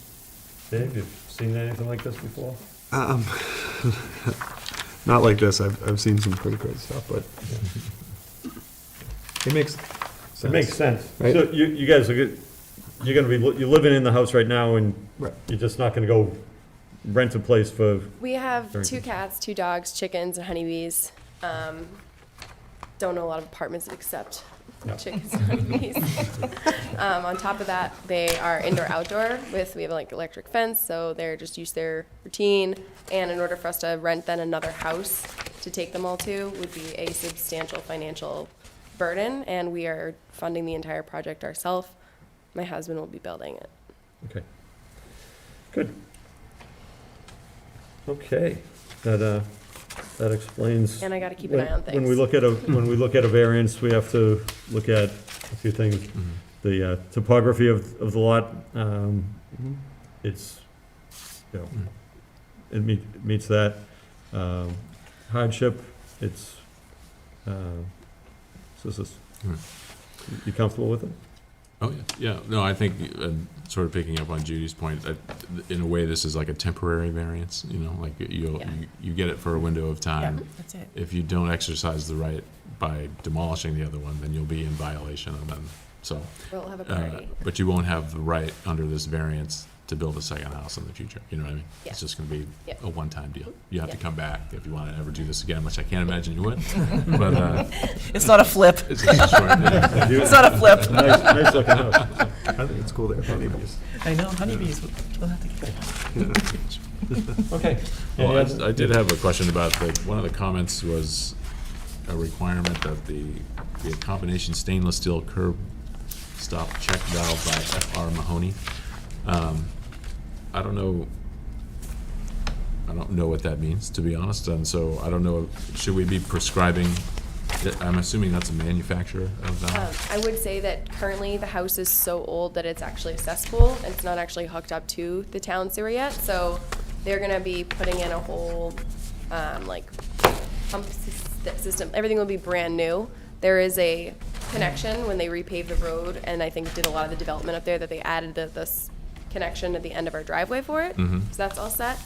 And so everything will be brand new.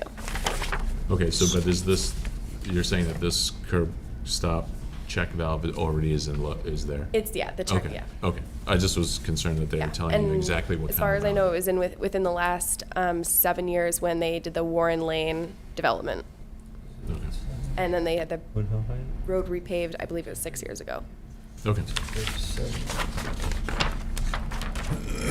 then I don't have any problem with that. I thought it was a directive to use a particular, like, type of valve or something like that, which usually we don't get in the business of, like, choosing valves and things. So I wouldn't want to condition it that way, but if it's already existing, then it's not a big deal. Not a problem. My understanding of a check valve always was, I mean, outside of the exact model, is to prevent probably the cesspool water from Right. coming back into the system, right? And we did have Yeah. a letter from our neighbor, too, showing, did she email you, right? I didn't get that, no. Oh, she said she emailed you. What, are you trying to start construction? Sorry. How soon would you be trying? It's hopefully this spring, yeah. Okay.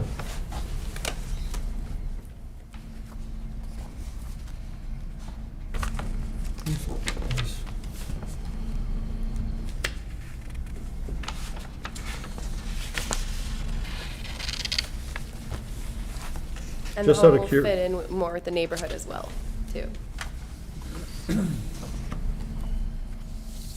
So neighbors are excited about this? Yeah. Yes, they're very excited. I had a couple people reach out and were happy that probably their neighbors are gonna be. Have a house that fits in better with the neighborhood too. Sure. I've been in that house many times as a It is his as a child. So it's a long time ago. It is her grandson. Okay. Anybody have anything else? We good? So, Patrick, the wording needs to be, and we'll talk about that right now. Within 60 days of the issuance of the temporary certificate of occupancy, the older home shall be demolished.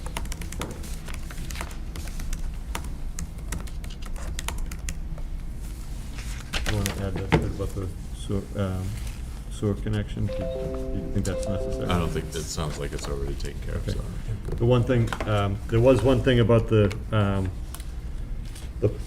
pipes, the service lines on the property, those need to be, town engineer wanted those moved.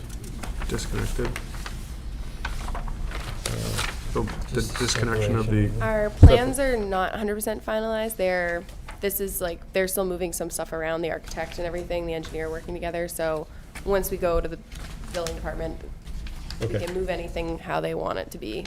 Okay, so, but Pat, because it was in the letter to us, would you just make sure that it's in there, one of the conditions, appropriate separation of utility lines in the driveway? And I'm sure that'll be done. But we're referencing it because it was brought to our attention. Mr. Chairman, did you want to add a time frame to that? 60 days or sooner?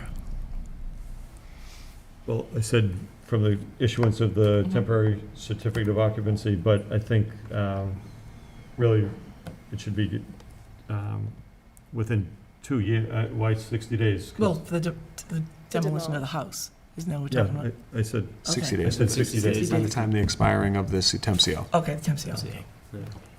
So basically. Same thing.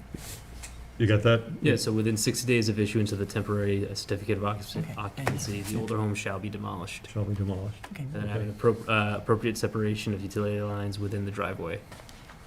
Yep. And, Would you want to add as determined by town engineer? what's that? Would you want to add as determined by the town engineer regarding the utility lines? No, just appropriate separation. Okay. And the plans on this that we're gonna reference, plan is dated October, the plot plan is October 29th, 2021, and the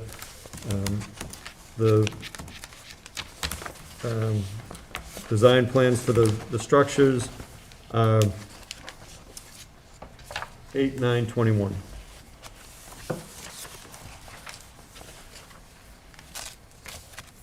Okay.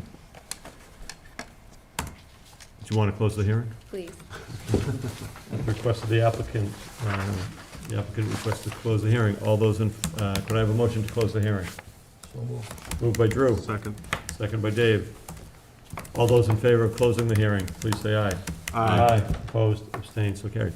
Voting on this will be Tim, Bob, and the regular members. Okay, so, Patrick, we've got the conditions that we've already outlined. Yep. Want to just read those to us? Within 60, so, condition within 60 days, within 60 days of issuance of the temporary CO, the older home shall be demolished, and then appropriate separation of the utility lines within the driveway. Everybody comfortable with that? Yep. And you referenced the plans on that too? Yep. Okay. Okay. Anybody have anything else? We good? Okay, could I have a motion to that effect? So moved. Okay, moved by Bob, second by Tim. All those in favor? Any further discussion? All those in favor, please say aye. Aye. Aye. Opposed, abstained, so carried. Okay, good luck with your project. Thank you. Okay.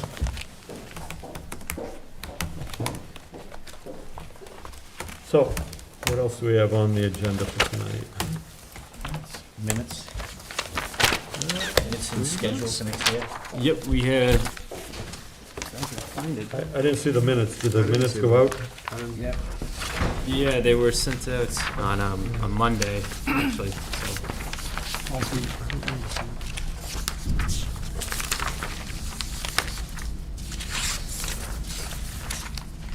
And that's from December 6th. I had a question. Yep. At the top of the minutes, it says I abstained from this case, but it doesn't say, I don't think, unless I missed it, that I did join the meeting for the 11 Ward Terrace and the rest of the remainder of the meeting. Oh, so it says abstained from case 2021. but Right, not- so does it say I was here? I would just probably remove that and just say, keep the, that you abstained within the actual dialogue for the case, but not within whether you were present. Because I was, You weren't no, I present. was in the audience. I wasn't on the stage. No, but you were Right. present for the bulk of the hearing. You joined the hearing joined late. the You joined the meeting. meeting late, but you weren't available for that hearing. Correct, okay.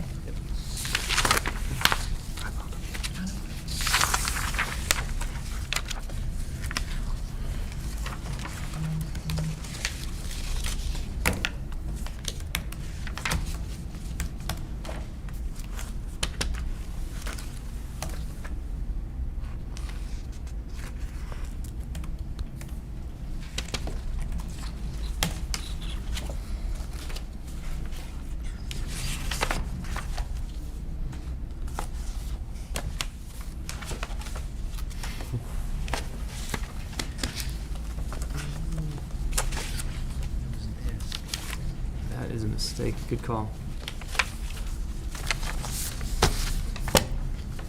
Bob, you have some comments on this? I did have a comment on the, I guess it's the second page, about halfway down, the paragraph that starts, Mr. Conroy asserted. See that? Yes. In the second sentence of that, it says Attorney Pucci, I think it should say stated that regardless of the claim's merit, it does not prevent the zoning board from hearing and deciding the 40B case. Just, I wanted to be clear that we're not hearing and deciding the alleged violation of a clearing of the trees, just referring to the 40B application. And there actually is a mistake on the minutes review. Tim had mistakenly mentioned to me was not here, and his name is mistakenly included. Yeah. I wasn't here. Sorry about that. I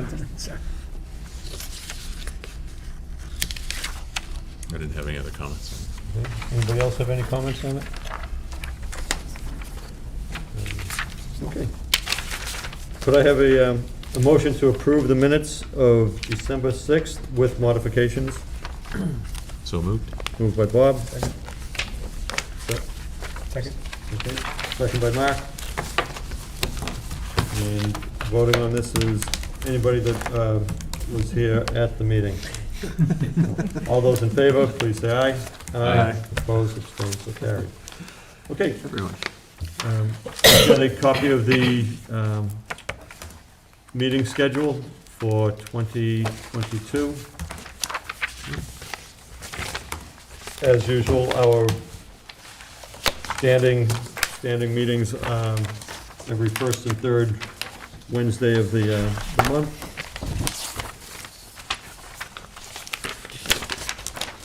Anybody have any questions or comments on that? Okay. And meetings can be added and dropped as necessary, and we know that happens.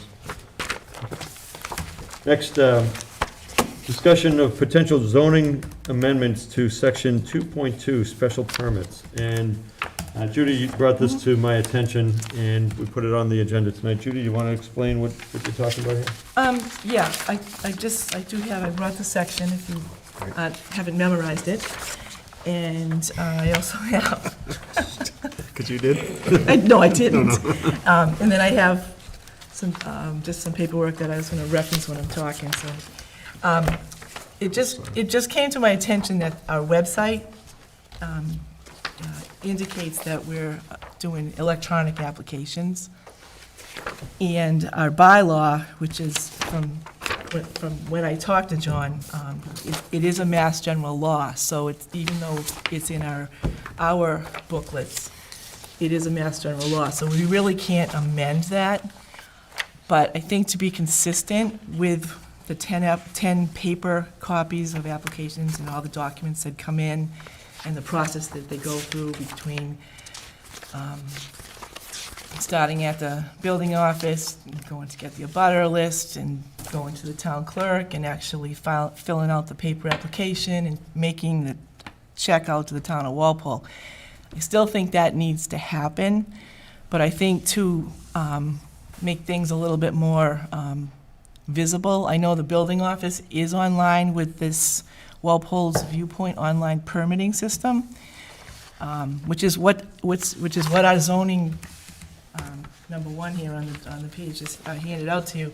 That's what pops up when you go to the Zoning Board of Appeals town website, and then it also references reaching out to Patrick. So upon further investigation, and I was just trying to be like a user, as if I was a resident applicant, when you go there, it asks you to set up an account.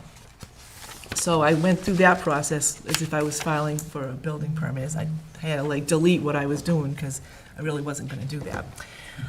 So to find our actual application,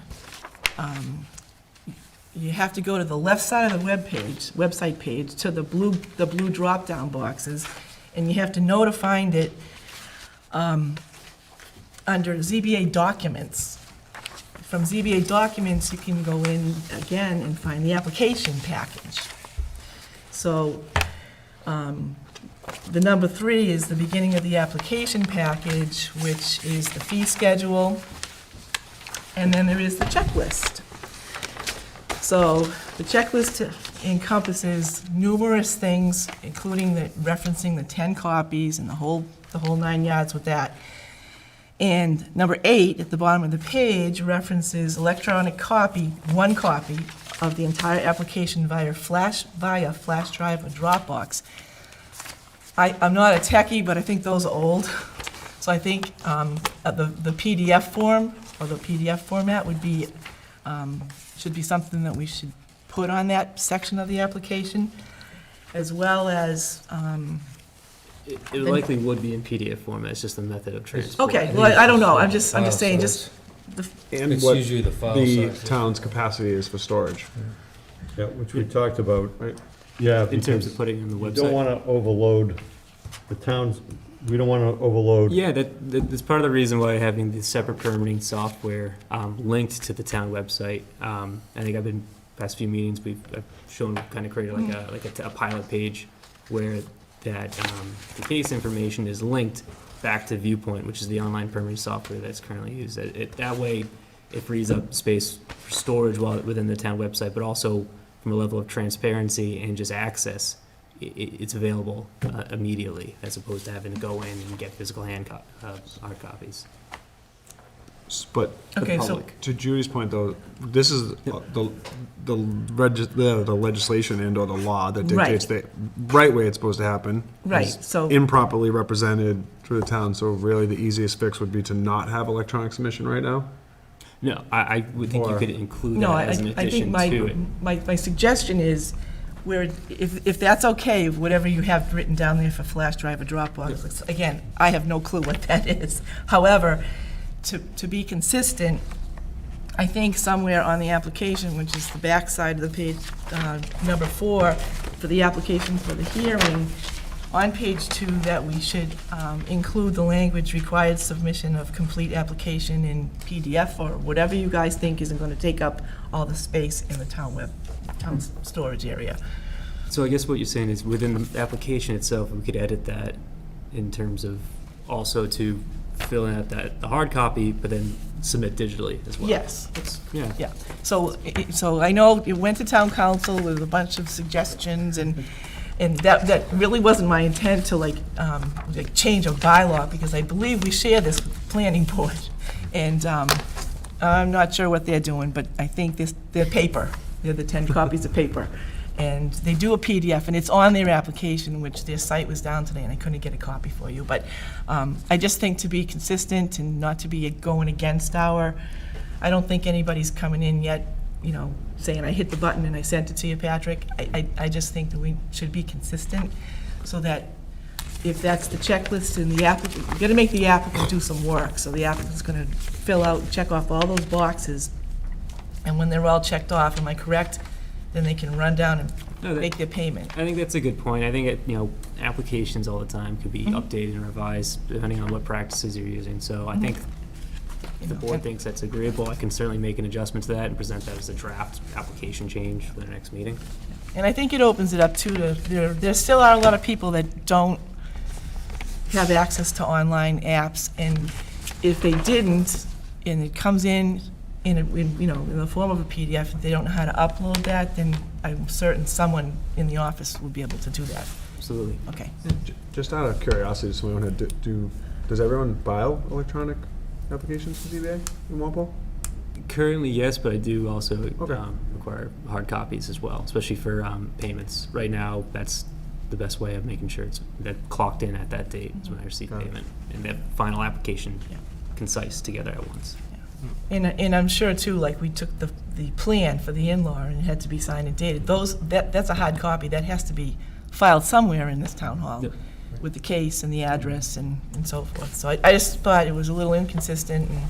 Yeah, I mean, all zoning board files, I think that, you're required to have a hard copy record of that as well. That's what we have in deep storage. We talked about, Judy and I talked about this, that 20 years from now, nobody's going to be using this thing called the PDF. It's on cloud. I'm just getting used to it, John. Don't change it on No, me. but the reality is, look at all 20 years ago what we had for computer files. Those aren't used now. So unless they're being updated, which I'm not going to put that on other people. That's why we have paper copies of everything, and they sit in the files for all these cases. All these cases get filed away. So, and then they get retrieved when we have questions many years later. So, so we still have to have a paper copy for the decision and the filing and the plans that are submitted. So Absolutely. I don't think we're in violation of when people, Patrick, are they submitting paper copies if we request it? Yes. Yeah, and I think in violation is kind of a strong word, but you just don't want, being a zoning board of appeals where things have to kind of line up, nice to line everything up so that an applicant doesn't say, well, I did send it electronically. And ideally, especially with the Viewpoint platform, is you want that application only to be submittable once all required documents are attached. So that's something that needs to be. But that's not how it is. I believe that is, they can modify that to, it is only submittable once the required documents are submitted. So it's still in place. Like asterisks, right? Like, yes, correct. Yeah, Yeah, I talked to Patrick about that, yeah. Do the applicants typically want a date stamp on their, like a copy to take it for themselves or they just rely on the email? It is, so it does get a digital stamp when you upload something. So if you were to upload a document and you were to, I guess, download a document after you've uploaded it, it does have a digital stamp of when that was uploaded, both the date and time. So that's both useful, and then obviously if something comes in a paper version, I can, obviously, physical stamp. Right. So. Yeah, I'm just thinking of, for appeals and stuff like that, if you have to produce all of the, the record for that case, like, the paper copy is probably official, Correct. It's original. Yeah. But to your point, so the paper copy definitely is probably, I guess, reliable and standby, but there is a provision within the software now that does add a digital kind of timestamp. Last question, sorry, not to, just again, I could probably just figure this out on my own and go do what Judy did and do a dry run. But when uploading the application, there's a section for each individual piece to be uploaded, or is everything just get uploaded into one, like? Individual, yeah, so there's a standard kind of like, almost like a pick list of like when you're just giving your basic. The doc that you drop in. Yeah, information, and then there required attachments. So, such as the certified plot plan, architectural renderings, a butters list. Oh, So cool. right now too, especially for the butters list is a good example, you have to go to the assessor, you have to get your certified a butters list in order to submit to the ZBA for a public hearing. So that's still a process where they have to complete that in person. Cool. Judy, did you want anything to add? No, Was this I to just to bring it to your attention? attention, and if we could make, I guess, direct, or ask Patrick to make the change to the application and. The online application, so that it aligns with the existing bylaw. Right, and like I said, I don't know if. You understand what she's asking? Yeah, I think we talked about, so, connected to our existing application, but then within the existing application, probably add some verbiage there to direct people to also submit. Right, if somewhere it's like, there's a spot on that last page that basically, in the event of a lengthy application, if you, kind of bold it up there and put, the language asterisk, required submission of complete application in PDF or whatever you deem is the proper Digitally. language. Just Digital, kind of, okay, however you want to put it. Sure. Yeah. And so the